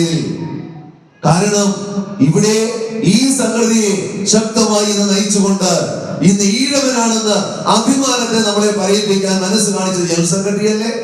കഴിഞ്ഞ ദിവസം കൂടൽമാണിക്യത്തെ കാണിച്ചു. അവിടെ ചെന്നപ്പോ നമ്പൂതിരികൾ ഇറക്കി വിട്ടു. ആ പാമ്പടിച്ച പയ്യനെ മറ്റൊരു സ്ഥാനത്തേക്ക് മാറ്റി. ഭരണകൂടം എന്തായാലും വാസവൻ ചേട്ടൻ ദേവസ്വം വകുപ്പ് മന്ത്രിയാണ്, അവൻ അവിടെ തന്നെ തുടരുമെന്ന് ശക്തമായി പറഞ്ഞു. അവര് മറ്റു ഭീഷണികൾ വന്നിട്ടുണ്ടാവാം, മനസ്സിലാക്കുന്നു. മെനിഞ്ഞാൽ അവൻ ജോലി പോലും രാജിവെക്കുന്ന അവസ്ഥ ഈ നാട്ടിലല്ലേ ഈ നടക്കുന്നത്? നമ്മളോടല്ലേ നടക്കത്തുള്ളൂ? നിങ്ങൾ നോക്കു നോക്കിക്കേ, ഈ പറയുന്ന കൂടൽമാണിക്യത്തിൽ നമ്മളെ ഇറക്കി വിട്ടതുപോലെ ഒരു അവസ്ഥ ഒരു ഇസ്ലാമിനായിരുന്നെങ്കിൽ ഈ നമ്പൂതിരിയെ കത്തിക്കത്തില്ലായിരുന്നോ? നിങ്ങൾ ചിന്തിച്ചു നോക്കിക്കേ, ഇവിടെ ഇന്ന് എന്തായിരുന്നു നടക്കുക? നേരെ മറിച്ച് ഇവിടെ ഒരു സ്വാതന്ത്ര്യമില്ലായ്മയെ കുറിച്ച് പറഞ്ഞതിന്റെ പേരിൽ SNDP യോഗം ജനറൽ സെക്രട്ടറിയുടെ കോലം കത്തിക്കാൻ തയ്യാറായിരിക്കുക. മനസ്സിലാക്കിക്കോ, പണ്ടുള്ള നമ്മുടെ നേതാക്കൾ മറ്റുള്ളവരുടെ മുന്നിൽ മുട്ടുമടക്കി നിന്നിരുന്നെങ്കിൽ ഇന്നും തുണിയെടുക്കാതെ നടക്കത്തേ ഉള്ളായിരുന്നു. ഇവിടെ യാതൊരു സംശയമില്ല. അന്ന് മാറത്ത് ഇലയിൽ വെച്ച നങ്ങേലിയുടെ നാടാണ്. ഓർത്തോണം, മാറിന്റെ കരം കൊടുക്കാൻ പറഞ്ഞപ്പോഴേ രാജാവിന്റെ മുന്നിൽ, ഭൃത്യന്മാരുടെ മുന്നിൽ മാററ തലയിൽ വെച്ച് കൊടുക്കാൻ തന്റെ ഇടം കാണിച്ച നാട്. ഓർക്കണം, മാറ്റുവിൻ ചട്ടങ്ങളെ, സ്വയമല്ലെങ്കിൽ മാറ്റുമതികളെ നിങ്ങളെ താൻ ഉറക്കെ പ്രഖ്യാപിച്ചുകൊണ്ട് രാജശാസനത്തിന് വഴങ്ങാതെ തന്റെ തൂലിക പടവാളാക്കിയ SNDP യോഗത്തിന്റെ ആരാധ്യനായ ജനറൽ സെക്രട്ടറി കുമാരനാശാൻ നയിച്ച പ്രസ്ഥാനമാണിത്. ആ സ്ഥാനത്ത് അതിന്റെ കാവലാളായിരുന്നു കൊണ്ട് ഈ തന്റെ ഇടം കാണിക്കേണ്ടത് ജനറൽ സെക്രട്ടറിയുടെ ഉത്തരവാദിത്തമല്ലേ? അത് കാണിക്കുമ്പോൾ പിന്തുണ കൊടുക്കേണ്ടത് നമ്മളല്ലേ? നമ്മൾ ചിന്തിച്ചു നോക്കുക. ഞാൻ എപ്പോഴും പറയും, അഭിമാനത്തോടെ ഈഴവനാണെന്ന് പറയാൻ തുടങ്ങിയത് ഈ കഴിഞ്ഞ ഒരു 10-30 വർഷക്കാലമേയാണെന്ന് ഞാൻ എപ്പോഴും പറയാറുണ്ട്. എന്റെ അനുഭവം, ചങ്ങനാശ്ശേരിക്കാരനായ എന്റെ അനുഭവമാണ് ഞാൻ പറയുന്നത്. പ്രിയമുള്ളവരെ, ഇതൊക്കെ മനസ്സിലാക്കണമെങ്കിൽ അത് വിധം പഠിച്ചാൽ പോരാ. എവിടെങ്കിലും കയറി ചെന്ന്, ഞാൻ കഴിഞ്ഞ പ്രാവശ്യം പറഞ്ഞോ എന്ന് എനിക്കറിയില്ല, ഞാൻ ആ സപ്താഹ വേദി പോയ കാര്യം പറഞ്ഞായിരുന്നോ? ഈ പ്രാവശ്യം വന്നപ്പോ പറഞ്ഞായിരുന്നോ? ഞാൻ ഈ ഒരു സപ്താഹ വേദി പോയി. NSS കരയോഗത്തിന്റെ ആ ക്ഷേത്രം ധർമ്മശാസ്ത്ര ക്ഷേത്രമാണ്. ഞാൻ പറഞ്ഞെന്നാണ് എന്റെ ഓർമ്മ, ഇല്ലേ? ഇല്ല. ആ NSS കരയോഗത്തിന്റെ ഒരു സപ്താഹ വേദിയ ധർമ്മശാസ്ത്ര ക്ഷേത്രമാ. ആ നോട്ടീസിന്റെ പേര് കണ്ടപ്പോ അവിടെ അടുത്ത സഹകാരനെ വിളിച്ചു ചോദിച്ചു, സാറിനെ SNDP യൂണിറ്റ് സെക്രട്ടറി ഈ സപ്താഹത്തിന് വെച്ചേക്കുന്നത് ഇവിടെ മുഴുവൻ ഇസമാണെന്ന് പറഞ്ഞു. ഞാൻ പറഞ്ഞു, ഇസം മാറ്റി കൊടുക്കലാണല്ലോ നമ്മുടെ ജോലി, എന്തായാലും ഞാനങ്ങ് വരട്ടെ. അവര് പറഞ്ഞു, സാറേ അങ്ങനെയാണെങ്കിൽ ഞങ്ങളും ഒക്കെ വരും. ഞാൻ പറഞ്ഞു, ഇതവരുടെ ടെക്നിക്ക് ആയിരിക്കും, നിങ്ങളൊക്കെ വരാൻ വേണ്ടി ആയിരിക്കും ഒരു പക്ഷേ വെച്ചത്. തുറന്നു തന്നെ പറയുകയാണ്, പണ്ട് ക്ഷേത്രപ്രവേശന വിളംബരം കൊടുത്തപ്പോഴേ, ക്ഷേത്രപ്രവേശനം കൊടുത്തത് എന്താണെന്നറിയുമോ? ഗുരു ഇവിടെ സമാന്തരമായി ക്ഷേത്രങ്ങൾ സ്ഥാപിച്ചു. നമ്മുടെ ക്ഷേത്രങ്ങളിലേക്ക് വരുമ്പോ മറ്റുള്ളവർക്ക് ആദായം കുറഞ്ഞു. നമ്പൂതിരി പൂണൂര് വിട്ട് കൗമൂരം ധരിച്ചുകൊണ്ട് അവിടെ ഇരിക്കുന്ന അവസ്ഥയായി പോയി. ഭക്ഷണം കിട്ടാത്ത അവസ്ഥയായി പോയി. കാണിക്കാൻ അറിയാത്ത അവസ്ഥയായി പോയി. ഈ അവസ്ഥയിലൊക്കെയാണ് എന്ത് സംഭവിച്ചത്? ഇത്തരത്തിൽ ക്ഷേത്രങ്ങൾ തുറന്നു കൊടുത്തത്. പക്ഷെ കാണിക്ക എടുക്കണം വരെ ഇപ്പോഴും കയറ്റിയിട്ടുള്ളൂ കേട്ടോ. അകത്തോട്ട് കയറ്റിയില്ല. അകത്തോട്ട് കയറ്റിയാൽ ദക്ഷിണ ഇങ്ങോട്ട് കിട്ടും. അത് നിങ്ങൾ മേടിക്കണ്ട, നിങ്ങൾ അങ്ങോട്ട് കൊടുത്താൽ മതി. ഇങ്ങോട്ട് മേടിക്കുന്ന സ്ഥാനത്തേക്ക് കടന്നു ചെല്ലണ്ടെന്ന് കൂടൽ മാണിക്യത്തിൽ ഇപ്പൊ പറഞ്ഞിട്ടിരിക്കുക. മനസ്സിലായോ? നിങ്ങൾ അങ്ങോട്ട് കൊടുക്കാതിരുന്നാൽ മതി. പക്ഷേ ഞാൻ ചെന്ന ആ വേദിയിൽ നിങ്ങൾ മനസ്സിലാക്കണം, ഒരു സപ്താഹ വേദിയാ. NSS കരയോഗത്തിന്റെ ആ പ്രമുഖരായ നേതാക്കന്മാർ എന്നെ വളരെ സംസ്കാരത്തോടു കൂടി അവരെന്നെ സ്വീകരിച്ചു വേദിയിലേക്ക് ആനയിച്ചു കൊണ്ടുപോയി. അവിടെ ഞാൻ വേദിയിൽ ചെല്ലുമ്പോ ഗുരുവിന്റെ ഈ തിരുസ്വരൂപത്തിന് പകരം യജ്ഞശാല കണ്ടിട്ടുണ്ടല്ലോ അല്ലേ? ശ്രീകൃഷ്ണന്റെ കമനീയമായ ഒരു വിഗ്രഹമൊക്കെ ഓടക്കുള്ളിൽ പോകുന്ന ഇങ്ങനെ PPP പോകുന്ന ശ്രീകൃഷ്ണനെയാണ് കണ്ടത് കേട്ടോ. ഇങ്ങനെ നിൽക്കൊണ്ട് ശ്രീകൃഷ്ണൻ വലത്തോട്ട് കയ്യും പിടിച്ച്, മുന്നിലൊരു വിളക്കുണ്ട്. ഞാൻ എന്തായാലും അവിടെ ചെന്നപ്പോൾ നമസ്കരിച്ചു. ശ്രീകൃഷ്ണൻ തിരിച്ചു തൊഴുതില്ല. എനിക്ക് വിഷമമൊന്നും ഉണ്ടായില്ല, കാരണം ശ്രീകൃഷ്ണൻ ബിംബമാണെന്ന് എനിക്ക് മനസ്സിലായി. വിഗ്രഹമാണല്ലോ, വിഗ്രഹത്തിന്റെ അർത്ഥം അറിയാറുണ്ട്. ശ്രീകൃഷ്ണൻ തൊഴുതില്ലെങ്കിലും എനിക്ക് പിണക്കമൊന്നുമില്ല. അതിന് തൊട്ടപ്പുറത്ത് നോക്കിയപ്പോ വലതു ഭാഗത്ത് ഒരു ആചാര്യൻ ഇരിക്കുന്നു. കുംഭയൊക്കെ വീർത്ത്, ഒരു തൊടലല്ല, ഒരു വടത്തിന്റെ വണ്ണമുള്ള ഒരു പൂണൂലുമൊക്കെ ഇട്ട്, ഒരു മുടിയൊക്കെ കുടുമിയൊക്കെ കെട്ടി, വൈഷ്ണവ കുരുധരിച്ച്, നല്ല കണ്ടാൽ പാണ്ഡിത്യമുള്ള ഒരു ആചാര്യ ശ്രേഷ്ഠൻ ഇരിക്കുന്നു. അദ്ദേഹത്തിന്റെ മുന്നിൽ ഭാഗവതമൊക്കെയുണ്ട്. ഞാൻ ആചാര്യനെ കണ്ടു. ഞാൻ നമസ്തേ എന്ന് പറഞ്ഞു. ആചാര്യൻ മൈൻഡ് ചെയ്തില്ല. എനിക്ക് വിഷമം തോന്നി. ഒരു ആചാര്യനെ നമസ്കരിച്ചിട്ട് തിരിച്ച് നമസ്കരിക്കാതിരിക്കുകയോ? ഞാനും കുറെ വേദി കയറി ഇറങ്ങിയത് ആ സപ്താഹ വേദി. ഇത് ഇങ്ങനത്തെ അറിയത്തില്ലല്ലോ, ഇരിക്കുന്ന ആചാര്യൻ അത് അറിയത്തില്ലല്ലോ. ഞാൻ രണ്ടും കൽപ്പിച്ചു. ഒന്നുകിൽ ഞാൻ ഇവിടുന്ന് പറയിപ്പിച്ചിട്ടേ പോകത്തുള്ളൂ, ഇല്ലെങ്കിൽ ഈ പണി നിർത്തുക എന്ന് തന്നെ വിചാരിച്ചുകൊണ്ടാണ് മൈക്ക് കയ്യിലെടുത്തു. ഞാൻ വീണ്ടും ഒന്ന് നോക്കി, ഇതും പ്രതിമയാണോ ഇരിക്കുന്നതെന്ന് അറിയാനാണ് നോക്കിയത്. അപ്പൊ പ്രതിമയല്ല, അത് ശ്വാസം പോകുന്ന സാധനമാണ് ഇരിക്കുന്നത്. അപ്പൊ ശ്വാസമൊക്കെ പോകുന്നുണ്ട്. ഞാൻ വേദിയിലോട്ട് കയറി ഗുരുധ്യാനം ചൊല്ലി. തൊണ്ട വയ്യ കേട്ടോ. ഗുരുധ്യാനം ചൊല്ലി പറഞ്ഞ ഇങ്ങനെ പറഞ്ഞു പോകാൻ ഈ എളുപ്പം. അപ്പൊ എന്തായാലും രണ്ടാമത് ഞാൻ ചൊല്ലി, ഓങ്കാരമായ ഒരു മൂന്നായി പിരിഞ്ഞുടനെ അങ്കാരമായതിനു താൻ തന്നെ സാക്ഷിയത് ബോധം വരുത്തുവതിനാളായിരുന്ന പരമാചാര്യ രൂപകരി നാരായണായ നമോ. അപ്പൊ ആചാര്യൻ പയ്യൊന്ന് നോക്കിയാടെ, ഇവൻ SNDPക്കാരൻ മന്ത്രിപ്പം വേറെ ഏതാണ്ടാണല്ലോ ചെല്ലുന്നത്. ഞാൻ രണ്ടാമത്തെ പേര് ചൊല്ലി, ഒന്നായ നിന്നെ ഇക രണ്ടെന്നു കണ്ടളവിനുണ്ടായൊരിണ്ടൽ ബലമിണ്ടാവതല്ല മമ പണ്ടേ കണക്കു വരുവാൻ ഞാൻ കയ്യും പൊക്കി പിടിച്ചങ്ങ് നിന്നു. നോക്കിയപ്പോ ആചാര്യൻ എന്നെ സൂക്ഷിച്ചു നോക്കി. തെറ്റു പറ്റിയെന്ന് വിചാരിച്ചാ സൂക്ഷിച്ചു നോക്കിയത്. അപ്പൊ ഞാൻ നോക്കുമ്പോ സവർണ അമ്മമാരൊക്കെ ഫ്രണ്ടിലുണ്ട്, അവർണരായ കുറെ പേര് നമ്മുടെ ആളുകൾ പിന്നാക്കക്കാർ വന്ന് പുറകെ നിൽപ്പുണ്ട്. എല്ലാവരും ഇങ്ങനെ സൂക്ഷിച്ചു നോക്കിയടാ, ഇതെന്താ നിർത്തിക്കളഞ്ഞത്? മൂന്നാമത്തെ പേര് ഞാൻ ചൊല്ലി പകുതി നിർത്തിയിട്ട്, അവൻ ഇവനെന്നറിയുന്നതൊക്കെയോർത്താൽ അവനിൽ ആദിമമായ ഒരു ആത്മരൂപം, അവനവൻ ആത്മസുഖത്തിനാചരിക്കുന്നവൻ അപരന്നു സുഖത്തിനായി വരേണം. ഞാൻ അതിന്റെ ആചാര്യനെ ഒന്ന് നോക്കി, ആചാര്യൻ തല തിരിച്ചു കളഞ്ഞു. കാരണം അങ്ങേർക്ക് ഇത് അറിയത്തില്ലെന്ന് എനിക്ക് മനസ്സിലായി. എന്നിട്ട് ഞാൻ പയ്യെ അങ്ങ് തുടങ്ങി. ഞാൻ പറഞ്ഞു, ഇതുപോലെയുള്ള സപ്താഹ വീതികളിൽ കുറെ ഞാനും കയറി ഇറങ്ങി പാരായണം ചെയ്തിട്ടുണ്ട്. ഒരു പണ്ഡിത ശ്രേഷ്ഠനായ നിരവധി ആളുകളോടൊപ്പം വേദികൾ പിന്നിട്ടിട്ടുണ്ട്. ഞാൻ എന്റെ മുന്നിൽ ഇരുന്ന നിങ്ങളെ കണ്ട് നമസ്തേ എന്ന് പറഞ്ഞു. ഇത് ധർമ്മശാസ്ത്ര ക്ഷേത്രമാണ്. വേദാന്തത്തിന്റെ സത്യങ്ങൾ പറയുമ്പോൾ തത്വം അസി എന്ന ബോധത്തെ സൂചിപ്പിക്കുന്ന ധർമ്മശാസ്ത്ര ക്ഷേത്രത്തിൽ ഞാൻ നീ രണ്ടല്ല ഒന്നാണെന്ന് മനസ്സിലായോ? അത് നീ തന്നെയാകുന്നു. ഇവിടെ വന്നപ്പോൾ ഗുരുവിന്റെ ദർശനത്തിലൂടെയും മറ്റുമൊക്കെ കുറെയൊക്കെ ഇത് പഠിച്ചിട്ടുണ്ട്. ഞാൻ ചൊല്ലിയ വരികളുടെ അർത്ഥം അറിയാമോ നിങ്ങൾക്ക്? 7ാമത് സപ്താഹത്തിലല്ലേ പങ്കെടുക്കുന്നത്? അതുകൊണ്ട് ആദ്യത്തെ 2 വരിയുടെ അർത്ഥം ഞാനൊന്ന് പറയാൻ ഒരുങ്ങുകയാണ്. ഓംകാരം എന്താണെന്നൊന്ന് പറഞ്ഞു. എന്നിട്ട് പറഞ്ഞു, ഇത് 3ആയി പിരിഞ്ഞു. എന്തൊക്കെയായിട്ടാ? സത്വഗുണം, തമോ ഗുണം, രജോ ഗുണം എന്നിങ്ങനെ 3ആയി പിരിഞ്ഞു. അതിൽ നിന്ന് എന്തുണ്ടായി? അഹങ്കാരം ഉണ്ടായി. അതിന് താൻ തന്നെയാണോ നാരായണ സാക്ഷി, അതുകൊണ്ട് ബോധം വരുത്തി തരാൻ. അതാണ് ആദ്യത്തെ വരിയുടെ അർത്ഥം കേട്ടോ. അമ്മമാര് കണ്ണും തള്ളിയിരിക്കുക. ഇതാണ് ഇത്രയും നാളെ ഞങ്ങൾ ചൊല്ലിക്കൊണ്ടിരുന്നത്. ഓങ്കാരമായ ഒരു 3ആയി പിരിഞ്ഞുടനെ അങ്കാരമായതിന് താൻ തന്നെ സാക്ഷിയത് ബോധം വരുത്തുവതിനാളായിരുന്നവരും ആചാര്യ രൂപകരി നാരായണായ നമോ. മനസ്സിലായോ? നീ 2ാമത്തെ വരിയുടെ അർത്ഥം എന്താ? ഒന്നായ നിന്നീക രണ്ടെന്നു കണ്ടളവിനുണ്ടായ ഒരു അബദ്ധം എനിക്ക് മിണ്ടാൻ പറ്റുന്നതല്ല നാരായണ. അതാ 2ാമത്തെ വരിയുടെ അർത്ഥം കേട്ടോ. ഒന്നായ നിന്നീക രണ്ടെന്നു കണ്ടളവിനുണ്ടായൊരിണ്ടൽ മിണ്ടാവതല്ല മമ പണ്ടേ കണക്കു വരുവാൻ. മനസ്സിലായോ ചൊല്ലി നിർത്തിയതിന്റെ കാരണം? അപ്പൊ ഞാൻ 3ാമത് ചൊല്ലിയത് എന്താ? ഇതല്ലേ ആ സംസ്കാരം കിട്ടാൻ നമുക്ക് ഗുരു പറഞ്ഞു നൽകി. അവനിവനെന്നറിയുന്നതൊക്കെയോർത്താൽ അവനിലാധിമമായ ഒരാത്മരൂപം. ഇതല്ലേ ഗുരു പറഞ്ഞു നല്ലത്? മറ്റേത് പഠിച്ചപ്പോ ചെവിക്കാൻ തീ ഉരുക്കി ഒഴിച്ചു വെച്ചുകൊണ്ടേ ബോധമില്ലാതെ നടന്നവരോടാ ഇത് പറഞ്ഞു തന്നത്. ഇനി അതും മനസ്സിലാകുന്നില്ല, ഇച്ചിരൂടെ ആയിക്കോട്ടെ. കാണപ്പെടുന്നതൊക്കെയും സ്ഥൂലം, സൂക്ഷ്മം, കാരണം എന്നീ 3 രൂപങ്ങളോട് കൂടിയതും പരമാത്മാവിൽ നിന്നുണ്ടായി അതിൽ തന്നെ ലയിക്കുന്നതുമാകുന്നു. അതിനാൽ പരമാത്മാവല്ലാതെ വേറൊന്നുമില്ല. ഈ ബോധമുള്ളത് കൊണ്ട് എന്റെ മുന്നിലിരിക്കുന്ന നിങ്ങളും ഞാനും രണ്ടല്ല. സത്തുള്ളവരാണ് ഇവിടെ ഇരിക്കുന്നത്, സത്തു പോയവരല്ല.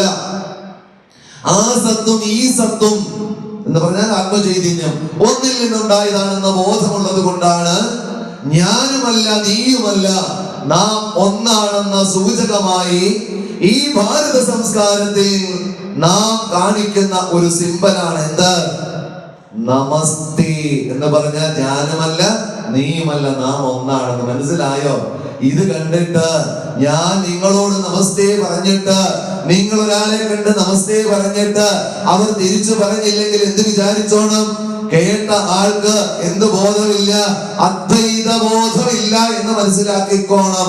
അതുകൊണ്ട് എല്ലാവർക്കും നമസ്തേ എന്ന് പറഞ്ഞിട്ട് ഞാൻ ആചാര്യനെ നോക്കിയപ്പോ ആചാര്യൻ ഇങ്ങനെ ഇരിപ്പുണ്ട് അവിടെ. അപ്പൊ ഞാൻ നോട്ടീസ് ഒന്ന് മറിച്ചു നോക്കിയാൽ ഇങ്ങനെ എന്താ എനിക്ക് നമസ്തേ പറയാനേ? അപ്പോഴാണ് മനസ്സിലായത് അങ്ങേര് വാലുള്ള മനുഷ്യനായിരുന്നു കേട്ടോ. വാലുള്ളവരെ കണ്ടിട്ടുണ്ടോ? ആ വാലുള്ള മനുഷ്യൻ ഇപ്പോൾ എനിക്ക് സുരേഷ് പരമേശ്വരൻ വരെയുള്ള എന്റെ അച്ഛന്റെ പേര് വരെയേ ഉള്ളൂ കേട്ടോ. പക്ഷെ ഞാൻ മറിച്ചു നോക്കിയപ്പോ അങ്ങേരുടെ പേരിന്റെ താഴോട്ട് ചർമ്മയോ വർമ്മയോ ഏതാണ്ടൊക്കെ സാധനം നീണ്ടു കിടപ്പുണ്ട്. അപ്പൊ മനസ്സിലായി അങ്ങേര് ഈ വാലുള്ളതുകൊണ്ട് നമ്മൾ ശൂദ്രനും താഴെയല്ലേ, ഈ വാലുള്ളതൊക്കെ മേളിൽ നിൽക്കുന്നതാ. അപ്പൊ ഈ വാലില്ലാത്തവനെ കണ്ടാൽ തൊഴണ്ടല്ലോ എന്ന് കണ്ട് അതുകൊണ്ടാ കൂടുതൽ മണിക്കത്തിന് ഇറക്കി വിട്ട വാലില്ലാത്തതുകൊണ്ടാ കേട്ടോ. അപ്പോ ഈ വാലുണ്ടാകാൻ മറ്റു മാർഗമൊന്നും നമ്മുടെ അമ്മമാർക്ക് അറിയത്തില്ലായിരുന്നു കേട്ടോ. അതിൽ കൂടുതലൊന്നും ഞാൻ പറയുന്നില്ല. പണ്ടേ നമ്മുടെ ഒരിക്കലേ നമ്മുടെ മന്നത്ത് പത്മനാഭൻ ഒരിക്കൽ ആർ ശങ്കർ സാറിനോട് പറഞ്ഞേ, പന്നി വെച്ച് കൂട്ടുന്ന പോലെ കുഞ്ഞുങ്ങളെ വെച്ച് കൂട്ടുവാൻ ആരാ? ഈഴവര്. ചുട്ട കൈക്ക് മറുപടി കൊടുത്തു ആർ ശങ്കർ സാറ്, പന്ന് പെറ്റ് കൂട്ടിയ പോലെ കൂട്ടിയാലും തന്തയാരാണെന്ന് തിരിച്ചറിയാമെന്ന്. ശരിയാണോ ഞാൻ പറഞ്ഞത്? അതാണ് ഞാൻ പറഞ്ഞത്. ഈ ഒരു മഹത്വം ഉണ്ടായിരുന്നു നമ്മുടെ അമ്മമാർക്ക്. അതുകൊണ്ടാണ് നമുക്ക് വാലില്ലാതെ പോയത് കേട്ടോ. ഇല്ലെങ്കിൽ ഏതെങ്കിലുമൊക്കെ വാല് നമുക്ക് വിടാൻ പറ്റിയേനെ. ഇത്രയെങ്കിലും ആ തന്ത്രിമുഖ്യൻ ഒന്ന് അറിഞ്ഞിരിക്കുന്നത് നല്ലതാ. കൂടുതൽ മാണിക്യത്തിലെ തന്ത്രിമുഖ്യൻ കേട്ടോ. ഇനിയും ഉണ്ടാവാതിരിക്കണമെങ്കിൽ, ഈ സമൂഹത്തിൽ വിപത്തിനെതിരെ പോരാടണമെങ്കിൽ, പ്രിയമുള്ളവരെ, ഈ സമൂഹത്തിൽ പണ്ട് നിങ്ങളുടെ അമ്മൂമ്മമാരെ, നമ്മുടെ അമ്മൂമ്മമാരെ പുളി കുടിപ്പിച്ചുകൊണ്ട് ഒരു സമൂഹത്തെ ഇല്ലായ്മ ചെയ്തെങ്കിൽ, ഇതാ അടുത്ത തലമുറയിൽ നിങ്ങളുടെ മക്കൾക്ക് മക്കളുണ്ടാവില്ല. തീരുക തലമുറ. സംശയമുണ്ടോ? സംശയമുണ്ടോ നിങ്ങൾക്ക്? ഇന്ന് പുളിയല്ല കുടിപ്പിക്കുന്നത്, ജ്യൂസ്, മൂക്കി വലിക്കുന്ന സാധനം, അമ്മേ ഏറ്റ സാധനമൊക്കെയാ. നിങ്ങൾ ഓർത്തു നോക്കിക്കോ. ഇത് രസമാണെന്നാണോ വിചാരിക്കുന്നത്? കുഞ്ഞുങ്ങൾ പോലും ഉണ്ടാക്കത്തില്ല.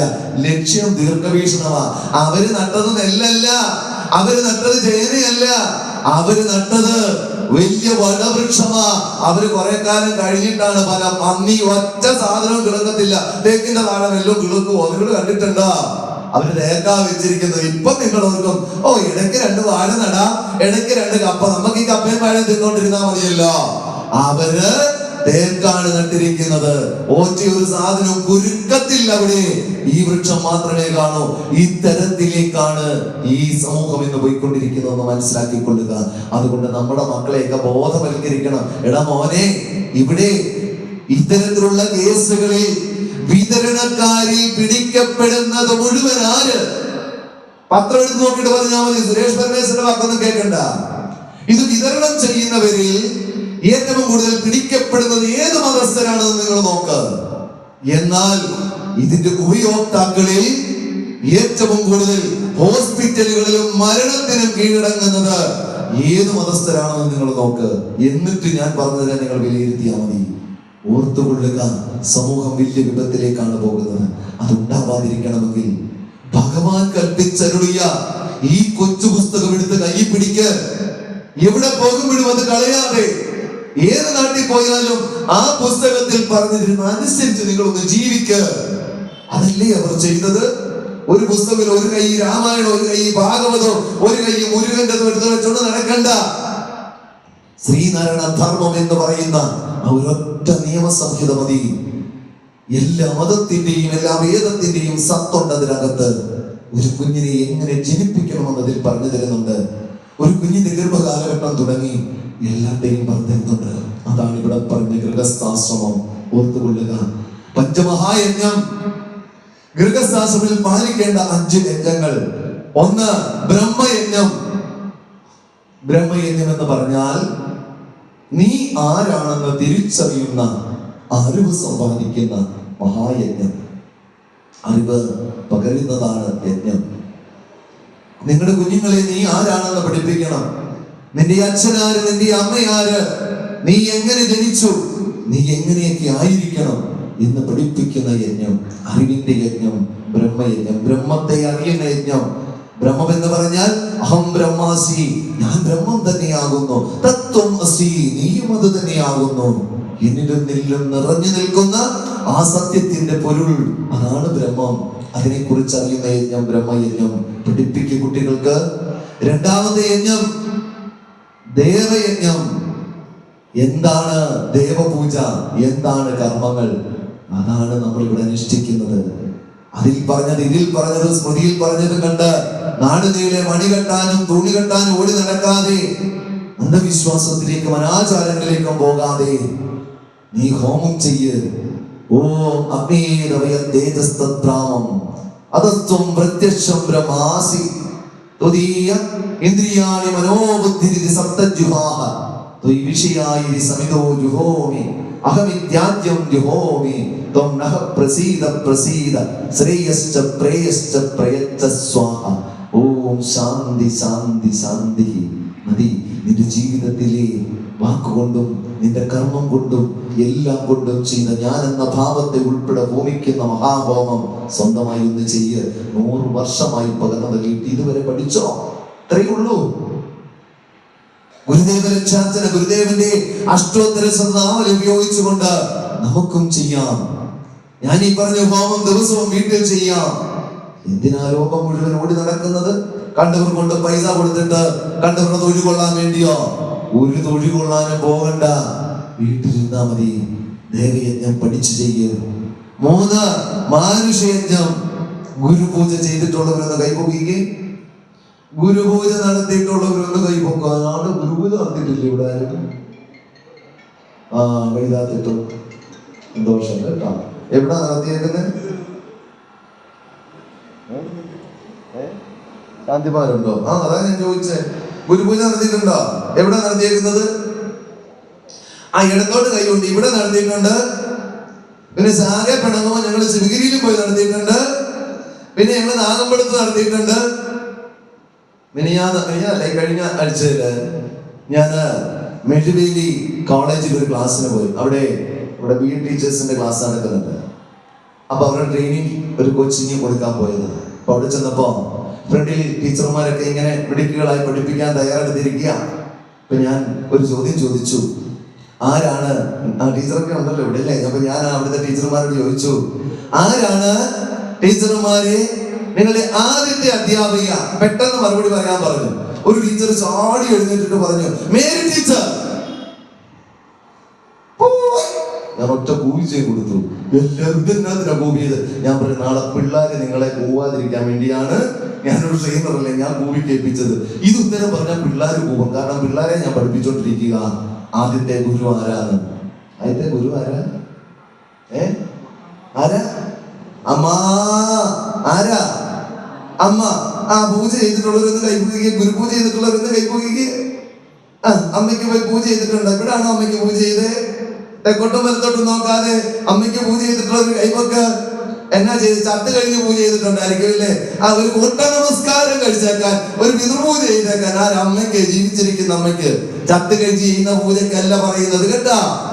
അമ്മ ജീവിച്ചിരിക്കുമ്പോൾ അമ്മ എന്താണെന്ന് തിരിച്ചറിഞ്ഞ്, അമ്മ ആരാണെന്ന് തിരിച്ചറിഞ്ഞ് അമ്മയുടെ പാദപൂജ ചെയ്യണം.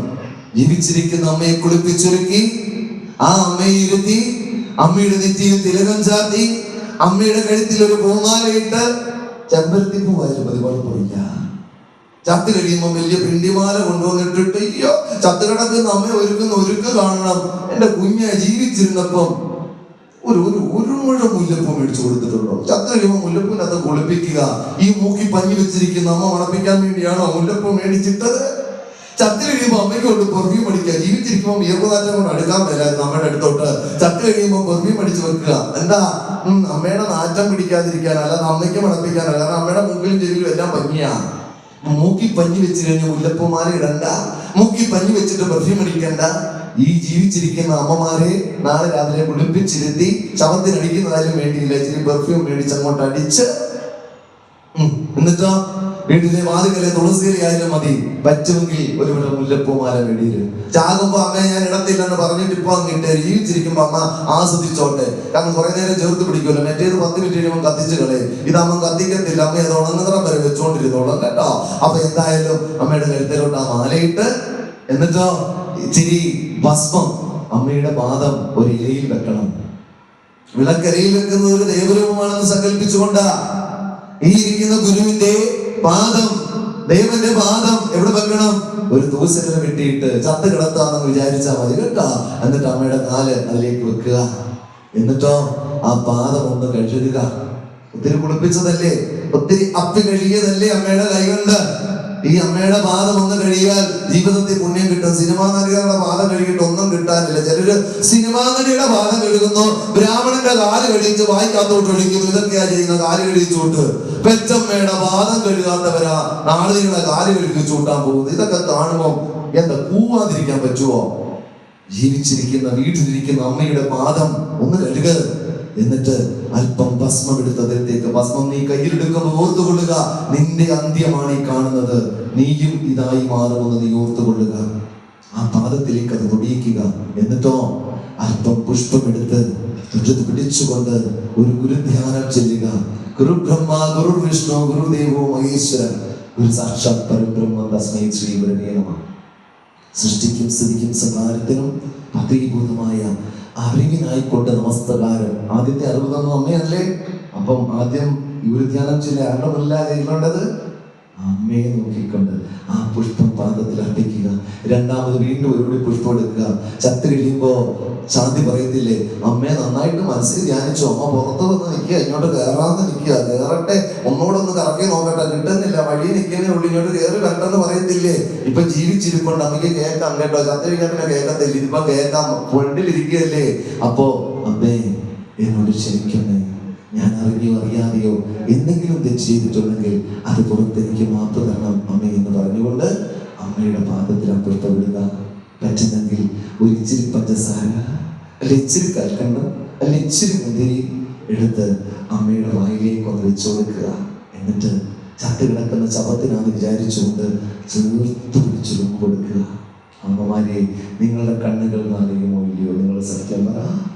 ആ മക്കളെ നിങ്ങൾ അനുഗ്രഹിക്കുമോ ഇല്ലയോ? സത്യം പറ. ചത്ത് കിടന്ന അമ്മയുടെ കാലെ കൊണ്ട് പുഷ്പം ഇട്ടിട്ട് അമ്മയ്ക്ക് കൈപൊക്കി ഒന്ന് തൊടാൻ പറ്റിയോ? നിങ്ങളെ തൊടാൻ പറ്റിയോ? കൈ കെട്ടി വെച്ചിട്ടാ കാലെ പോയി കണ്ടതല്ല, നല്ലവർക്ക് കെട്ടി വെച്ചിട്ടേക്കുക, മൂക്കി പഞ്ഞി വെച്ചിട്ടേക്കുക, എന്നിട്ട് കാലെ പോയി തൊട്ടത്. അമ്മയ്ക്ക് ആഗ്രഹം കാണുമായിരിക്കും കൈ പൊക്കണമെന്നൊക്കെ, അനങ്ങാൻ പറ്റത്തില്ല. സത്ത് പോയാൽ പിന്നെ അനങ്ങാൻ പറ്റത്തില്ല. അപ്പൊ സത്ത് പോകുന്നതിന് മുമ്പ് ഇനി ഇരുന്നോട്ട് ചെയ്യാൻ മേലെ കിടത്തിക്കൊണ്ടെങ്കിൽ ചെയ്തു, ഒരു വാഴരെ വിട്ട് കിടത്തിക്കോ. ചത്ത് കഴിഞ്ഞ് ഞാൻ ചെയ്യുന്ന കർമ്മം എന്നാലും കുഴപ്പമില്ല.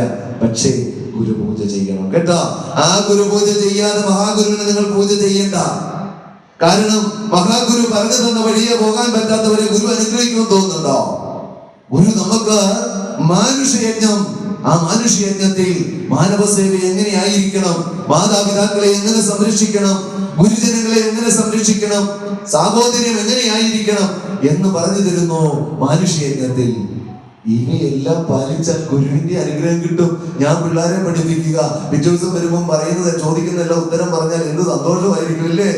മറ്റേ ദിവസം വരുമ്പോഴോ ഞാൻ പഠിപ്പിച്ച ഒന്നും പഠിക്കാതെ തല തിരിഞ്ഞാനിരിക്കുന്നെങ്കിൽ നല്ല അനുഗ്രഹമായിരിക്കത്തില്ലേ കിട്ടുന്നത്? ഇവിടെ വന്ന് ശാപം പിടിച്ചു വെക്കരുത്, ഗുരുവിന്റെ മുന്നിൽ പോലും വന്ന് നിൽക്കരുത്, ഒന്നും പാലിക്കാതെ. നമുക്ക് അർഹതയില്ല. ഗുരു പറഞ്ഞ ധർമ്മത്തെ അനുഷ്ഠിക്കാതെ, ഗുരു പറഞ്ഞ ധർമ്മത്തെ ജീവിക്കാതെ, ഗുരു പറഞ്ഞ ധർമ്മത്തെ പ്രചരിപ്പിക്കാതെ ഗുരുവിന്റെ മുന്നിൽ വന്ന അനുഗ്രഹത്തിന് വേണ്ടി യാചിക്കാൻ പാടില്ല, ഒരിക്കലും ചെയ്യരുത്. അതാണ് ഞാൻ പറഞ്ഞത്. ഇപ്പൊ ഞാൻ വന്നല്ലോ, ഇന്ന് നിങ്ങൾ കണ്ടോ, ഞാൻ അങ്ങോട്ട് കയറിയിട്ട് തൊഴുതില്ലല്ലോ. എന്താ കാര്യം? ഞാൻ ഇന്ന് രാവിലെ ഇറങ്ങിയതാ, മീൻ ഇറച്ചിയൊന്നും കൂട്ടിയില്ല. പക്ഷേ ഞാൻ ഇന്ന് രാവിലെ മുതൽ യാത്ര, ഉച്ച കഴിഞ്ഞ് വന്ന ക്ലാസ്, അപ്പം വിയർത്തിട്ടുണ്ട്. ഗുരു ഏറ്റവും കൂടുതൽ ശുദ്ധി വേണമെന്ന് പറയുന്ന ആളാണ് അല്ലേ? സശരീരനായിരിക്കുമ്പോൾ ശുദ്ധി വേണമെന്നാണ് ഗുരു പറഞ്ഞത് നമ്മോട്. അപ്പോ ഈ കണ്ട നാട് മുഴുവൻ കറങ്ങിയിട്ട് വന്ന് ഓടിച്ചെന്ന് വളരെ ശുദ്ധമായിരിക്കുന്ന ആ ക്ഷേത്രത്തെ എന്റെ വിയർപ്പിന്റെ ഗന്ധം കൊണ്ട് പോലും മലീമസമാക്കാൻ ഞാൻ ആഗ്രഹിക്കുന്നില്ല. അവിടെ ഞാൻ പോയി ഞാൻ ഗുരുവിനോട് അനുഗ്രഹത്തിന് വേണ്ടി യാചിച്ചാൽ ഗുരു എനിക്ക് അനുഗ്രഹം തരുമോ? ശാപമേ തരികയുള്ളൂ. ഓർത്തുകൊള്ളുക. ഇങ്ങനെ മനസ്സിലേക്ക് ഭക്തി ഉണ്ടാക്കുക. ഇതാണ് മനുഷ്യയജ്ഞം. അപ്പോ ബ്രഹ്മയജ്ഞം, ദേവയജ്ഞം, മാനുഷ്യയജ്ഞം, രണ്ട് യജ്ഞം കൂടിയുണ്ട്. അടുത്തതാണ് പിതൃയജ്ഞം. മരണശേഷം എന്ത് കർമ്മങ്ങൾ ചെയ്യണം? 16 യന്ത്രം നടത്തി നാട്ടുകാരെ ഊട്ടണോ? അതോ പുലിയടി യന്ത്രം നടത്തി പുലകുളി നടത്തണോ? അരുത്. ഗുരു പറഞ്ഞതുപോലെ ദശപ്രാണനുകൾക്കായി 10 ബലികൾ. അതാണ് ദശഗാത്ര ബലി. 10 പ്രാണനുകളാണുള്ളത്. ആ 10 പ്രാണനുകൾക്ക് വേണ്ടി 10 ബലിയിട്ടുകൊണ്ട് 11ാമത്തെ ദിവസം വിഷമമുള്ളവർ പുലമോചനം കർമ്മങ്ങൾ ചെയ്യുക. തീർന്നോ? ഒരു പ്രശ്നവുമില്ല. ഇത്രേ വേണ്ടു. അത് ചെയ്യാൻ പറഞ്ഞാൽ ഇന്നും കേൾക്കില്ല. എന്നിട്ട് പോവുക ശിവഗിരിയിലോട്ട്. ഗുരു അനുഗ്രഹിക്കാൻ തോന്നുന്നുണ്ടോ? കിട്ടത്തില്ല. ചിന്തിക്കുക. നമ്മുടെ മരണാനന്തര കർമ്മങ്ങളും പിതൃകർമ്മങ്ങളും എങ്ങനെയാണെന്ന് തിരിച്ചറിഞ്ഞേ ചെയ്യാവൂ. 5ാമത്തെ യജ്ഞമാണ് ഭൂതയജ്ഞം. പക്ഷിമൃഗാദികൾ, വൃക്ഷലതാദികൾ, ഇവയൊക്കെ എങ്ങനെയാണ് പരിപാലിക്കേണ്ടത്? കൃഷിയാണ് ജീവരാശിയുടെ നട്ടെല്ലെന്ന് നമ്മെ പഠിപ്പിച്ചു. പാമ്പും പുലിയും കൂട്ടിനുണ്ടായിരുന്നുവെന്ന് ഗുരു നമ്മെ പഠിപ്പിച്ചു.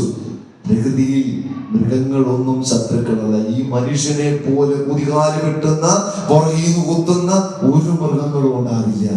അവര് സ്നേഹിച്ചാൽ ചതിക്കില്ല. പാമ്പും പുലിയും ഒന്നും അല്ല ക്രൂര മൃഗങ്ങൾ. മനുഷ്യരാ ക്രൂര മൃഗങ്ങൾ. ഈ പ്രകൃതിയെ പോലും ദ്രോഹിച്ച് ഇവിടുത്തെ ജീവജാലങ്ങളെ മുഴുവൻ നശിപ്പിക്കുന്നത് ആരാണ്? മനുഷ്യരാണ്. ഒരു വൃക്ഷം നടുക, ഫലവുമായി തണലുമായി. ഈ ആശയത്തിലൂടെ പക്ഷിമൃഗാദികളെയും വൃക്ഷലതാദികളെയും സംരക്ഷിക്കണം. പ്രിയമുള്ളവരെ, ഇങ്ങനെ പഞ്ചമഹായജ്ഞം എന്ന് പറഞ്ഞാൽ ഈ 5 യജ്ഞങ്ങളാണ്. ഒരു ഗൃഹസ്ഥാശ്രമത്തിൽ നാം പാലിക്കേണ്ട, നമ്മുടെ മോക്ഷത്തിന് വേണ്ടി, നമ്മുടെ ജീവിതത്തിന്റെ ആനന്ദത്തിന് വേണ്ടി, പുതിയ തലമുറയെ നന്മയിലേക്ക് നയിക്കുന്നതിന് വേണ്ടി ഗൃഹസ്ഥ ജീവിതത്തിൽ ഭാര്യ ഭർത്താക്കന്മാർ മാതാപിതാക്കൾ പാലിക്കേണ്ട പഞ്ചമഹായജ്ഞം ശ്രീനാരായണധർമ്മത്തിൽ പറഞ്ഞിരിക്കുന്നതാണ് ഞാൻ നിങ്ങളോട് പറഞ്ഞത്. ഇനിയുമുണ്ട് അധികം. ഇനി ഒരിക്കലാണോ എനിക്കും എന്താ പറയുക, ഞാൻ ഈ ആവേശം കൊണ്ട് ഇങ്ങനെ അങ്ങ് പറയുക. കാരണം ഗുരുധർമ്മം പറയാൻ പോയാൽ ഞാൻ വെളുക്കോളം എന്ന് വേണേലും പറയും, ഞാൻ കുഴഞ്ഞു വീഴുന്നവരെ വേണേലും പറയും. പക്ഷേ ആരോഗ്യസ്ഥിതി മോശമാകാതിരിക്കുന്ന ഒരു 4 പ്രോഗ്രാം ഉണ്ട്. അപ്പൊ അതുകൊണ്ട് ഞാൻ ദീർഘിപ്പിക്കുന്നില്ല. പ്രിയമുള്ളവരെ, ഞാൻ പറഞ്ഞതൊക്കെ അതിൻ്റെതായ അർത്ഥത്തിൽ നിങ്ങൾ ചെവിക്കൊള്ളണം. മാനവരാശിയെ നന്മയിലേക്ക് നയിക്കുവാൻ ജാതിക്കും മതത്തിനും വർഗത്തിനും വർണ്ണത്തിനും അതീതമായ സംസ്കാരമാണ് ശ്രീനാരായണധർമ്മം. അതിൽ ഒരു ജാതിയെക്കുറിച്ചും പറയുന്നില്ല, ഒരു മതത്തെക്കുറിച്ചും പറയുന്നില്ല. മാനവരാശിയുടെ അമ്മ, അച്ഛൻ, സഹോദരങ്ങൾ, പ്രകൃതി, ജീവജാലങ്ങൾ ഇവയെല്ലാം എങ്ങനെയായിരിക്കണം എന്നതിന്റെ നന്മ മാത്രം ഉപദേശിക്കുന്ന ഒരു ഗ്രന്ഥമാണ് ശ്രീനാരായണധർമ്മം. അത് നിങ്ങൾ നിർബന്ധമായും വാങ്ങണം. ഇല്ലെങ്കിൽ ശാഖ ഇടപെട്ട് കംപ്ലീറ്റ് നമ്മുടെ വീടുകളിലും ശ്രീനാരായണ ധർമ്മം കൊടുക്കുന്ന ഒരു പരിപാടി ഉണ്ടായിട്ടുണ്ടോ? ഇല്ല. അപ്പൊ നമുക്ക് ഉണ്ടാക്കണം. ശ്രീനാരായണ ധർമ്മത്തിന്റെ പുസ്തകം വീട്ടിലുള്ള ഒരു കൈ പൊക്കിക്കേ. ഒട്ടുമുക്കാൽ ആളുകളുണ്ട്. പരിപാടി നടത്തിയോ? ഇങ്ങനെ നടത്തിയോ? ഇല്ല. അപ്പൊ ഒരു കാര്യം ചെയ്യണം. നമുക്ക് ധർമ്മത്തിന്റെ പുസ്തകം ഇല്ലാത്തത് അതിന്റെ മലയാളത്തിന് മാത്രമുള്ളതുകൊണ്ട് 20 രൂപയാകും അത് പ്രിന്റ് ചെയ്യാൻ. ഞാൻ ഈ അഞ്ചത്തിന് 50,000 എണ്ണം കൊടുക്കുന്നുണ്ട്. വരുന്ന എല്ലാവർക്കും കൊടുക്കുന്നുണ്ട് 50,000 എണ്ണം. പ്രീതിയമ്മ തന്നെ 2,500 എണ്ണം സ്പോൺസർ ചെയ്യാമെന്ന് പറഞ്ഞു. നമ്മുടെ ശാഖയിൽ എല്ലാ വീടുകളിലും ശ്രീനാരായണധർമ്മം. അടുത്ത വീട്ടിലും കൊടുത്തു, ക്രിസ്ത്യാനിക്കും കൊടുത്തു, ഇസ്ലാമിനും കൊടുത്തു. ഒരു കുഴപ്പമില്ല കേട്ടോ. കാരണം അതിനകത്ത് ജാതി മതം ഇല്ലാതാക്കാനേ പറയുന്നുള്ളൂ, ഉണ്ടാക്കാൻ പറയുന്നില്ല. അങ്ങനെ ശ്രീനാരായണധർമ്മം എല്ലാ ഭവനങ്ങളിലും ഉണ്ടാവണം. എല്ലാ ഗൃഹങ്ങളിലും ധർമ്മത്തെ പ്രദാനം ചെയ്യണമെങ്കിൽ, ഈശ്വരാരാധന ഉണ്ടാകണമെങ്കിൽ, നന്മയുണ്ടാകണമെങ്കിൽ, മാതാപിതാക്കളോട് സ്നേഹം ഉണ്ടാകണമെങ്കിൽ, കരുണയുണ്ടാകണമെങ്കിൽ, വൃദ്ധസദനങ്ങൾ ഇല്ലാതാകണമെങ്കിൽ ഇതൊക്കെ നമുക്ക് ആവശ്യമാണ്. പ്രിയമുള്ളവരെ, ഇനി ദീർഘിപ്പിക്കുന്നില്ല. നിങ്ങൾക്ക് എല്ലാവർക്കും മഹാഗുരുവിന്റെ അനുഗ്രഹം ഉണ്ടാകട്ടെ എന്ന് പ്രാർത്ഥിച്ചുകൊണ്ട് 20ാമത് ശ്രീനാരായണ ദർശനോത്സവമാണ് നടക്കുന്നത്. വളരെ മാതൃകാപരമായി ഞാൻ യൂണിയൻ സെക്രട്ടറിയും യൂണിയൻ കൗൺസിലറും ഒക്കെ ആകുന്നതിന് മുമ്പ് പ്രഭാഷകനായും കൗൺസിലറായും ഒക്കെ വന്നിട്ടുള്ള വേദിയാണ്. എനിക്ക് തോന്നുന്നു ഒരു 10-25 പ്രാവശ്യത്തിൽ കൂടുതൽ ഞാൻ ഇവിടെ വന്നിട്ടുള്ളതാണ് എൻ്റെ വിശ്വാസം. അതുപോലെ ആത്മബന്ധമുള്ള ശാഖ, എല്ലാവരുമായി മാനസികമായി പൊരുത്തമുള്ള ശാഖ. എനിക്ക് നിങ്ങളോട് തുറന്നു പറയാൻ പറ്റുന്നത് കൊണ്ടാണ് ഒരു വീട്ടിൽ നിന്ന് പറയുന്നത് പോലെ സധൈര്യം ഞാൻ എല്ലാം തുറന്നു പറഞ്ഞത്. കാരണം നമ്മുടെ കുടുംബത്തുള്ളവർ നന്നാകാതെ പുറത്തുള്ളവരെ നന്നാക്കിയിട്ട് വല്ല കാര്യമുണ്ടോ? അപ്പൊ തീർച്ചയായും നന്മയുള്ള ഒരു തലമുറയെ വാർത്തെടുക്കാൻ നമുക്ക് ഒറ്റക്കെട്ടായി ശ്രീനാരായണധർമ്മത്തെ നെഞ്ചിലേറ്റിക്കൊണ്ട്, ശ്രീനാരായണധർമ്മത്തെ പ്രചരിപ്പിച്ചുകൊണ്ട്, ശ്രീനാരായണ ദർശനം എന്നാൽ ഗുരുവിനെ കണ്ണുകൊണ്ട് കാണുന്നതിനല്ല ദർശനം എന്ന് പറയുന്നത്. ദർശനം എന്നത് അനുഭൂതിയിലൂടെ അറിയലാണ്. അങ്ങനെ ഗുരുവിന്റെ ദർശനത്തെ അറിയിച്ച് ഈ സമൂഹത്തെ നന്മയിലേക്ക് നയിക്കുവാൻ ശ്രീനാരായണ ധർമ്മ പരിപാലന യോഗം 26-ാം നമ്പർ മറിയപ്പള്ളി ശാഖയുടെ ഈ ശ്രീനാരായണ ദർശനോത്സവത്തിന് സാധിക്കട്ടെ എന്ന് ആത്മാർത്ഥമായി പ്രാർത്ഥിച്ചുകൊണ്ട് 20ാമത് ശ്രീനാരായണ ദർശനോത്സവം നിങ്ങളുടെ എല്ലാവരുടെയും അനുമതിയോടുകൂടി ശ്രീനാരായണ ഗുരുപാദങ്ങളുടെ നാമത്തിൽ ഔപചാരികമായി ഉദ്ഘാടനം ചെയ്തായി പ്രഖ്യാപിച്ചുകൊണ്ട് എന്റെ വാക്കുകൾ ഗുരുവിൽ സമർപ്പിക്കുന്നു. നന്ദി, നമസ്കാരം. ഗുരുധർമ്മം വിജയിക്കട്ടെ.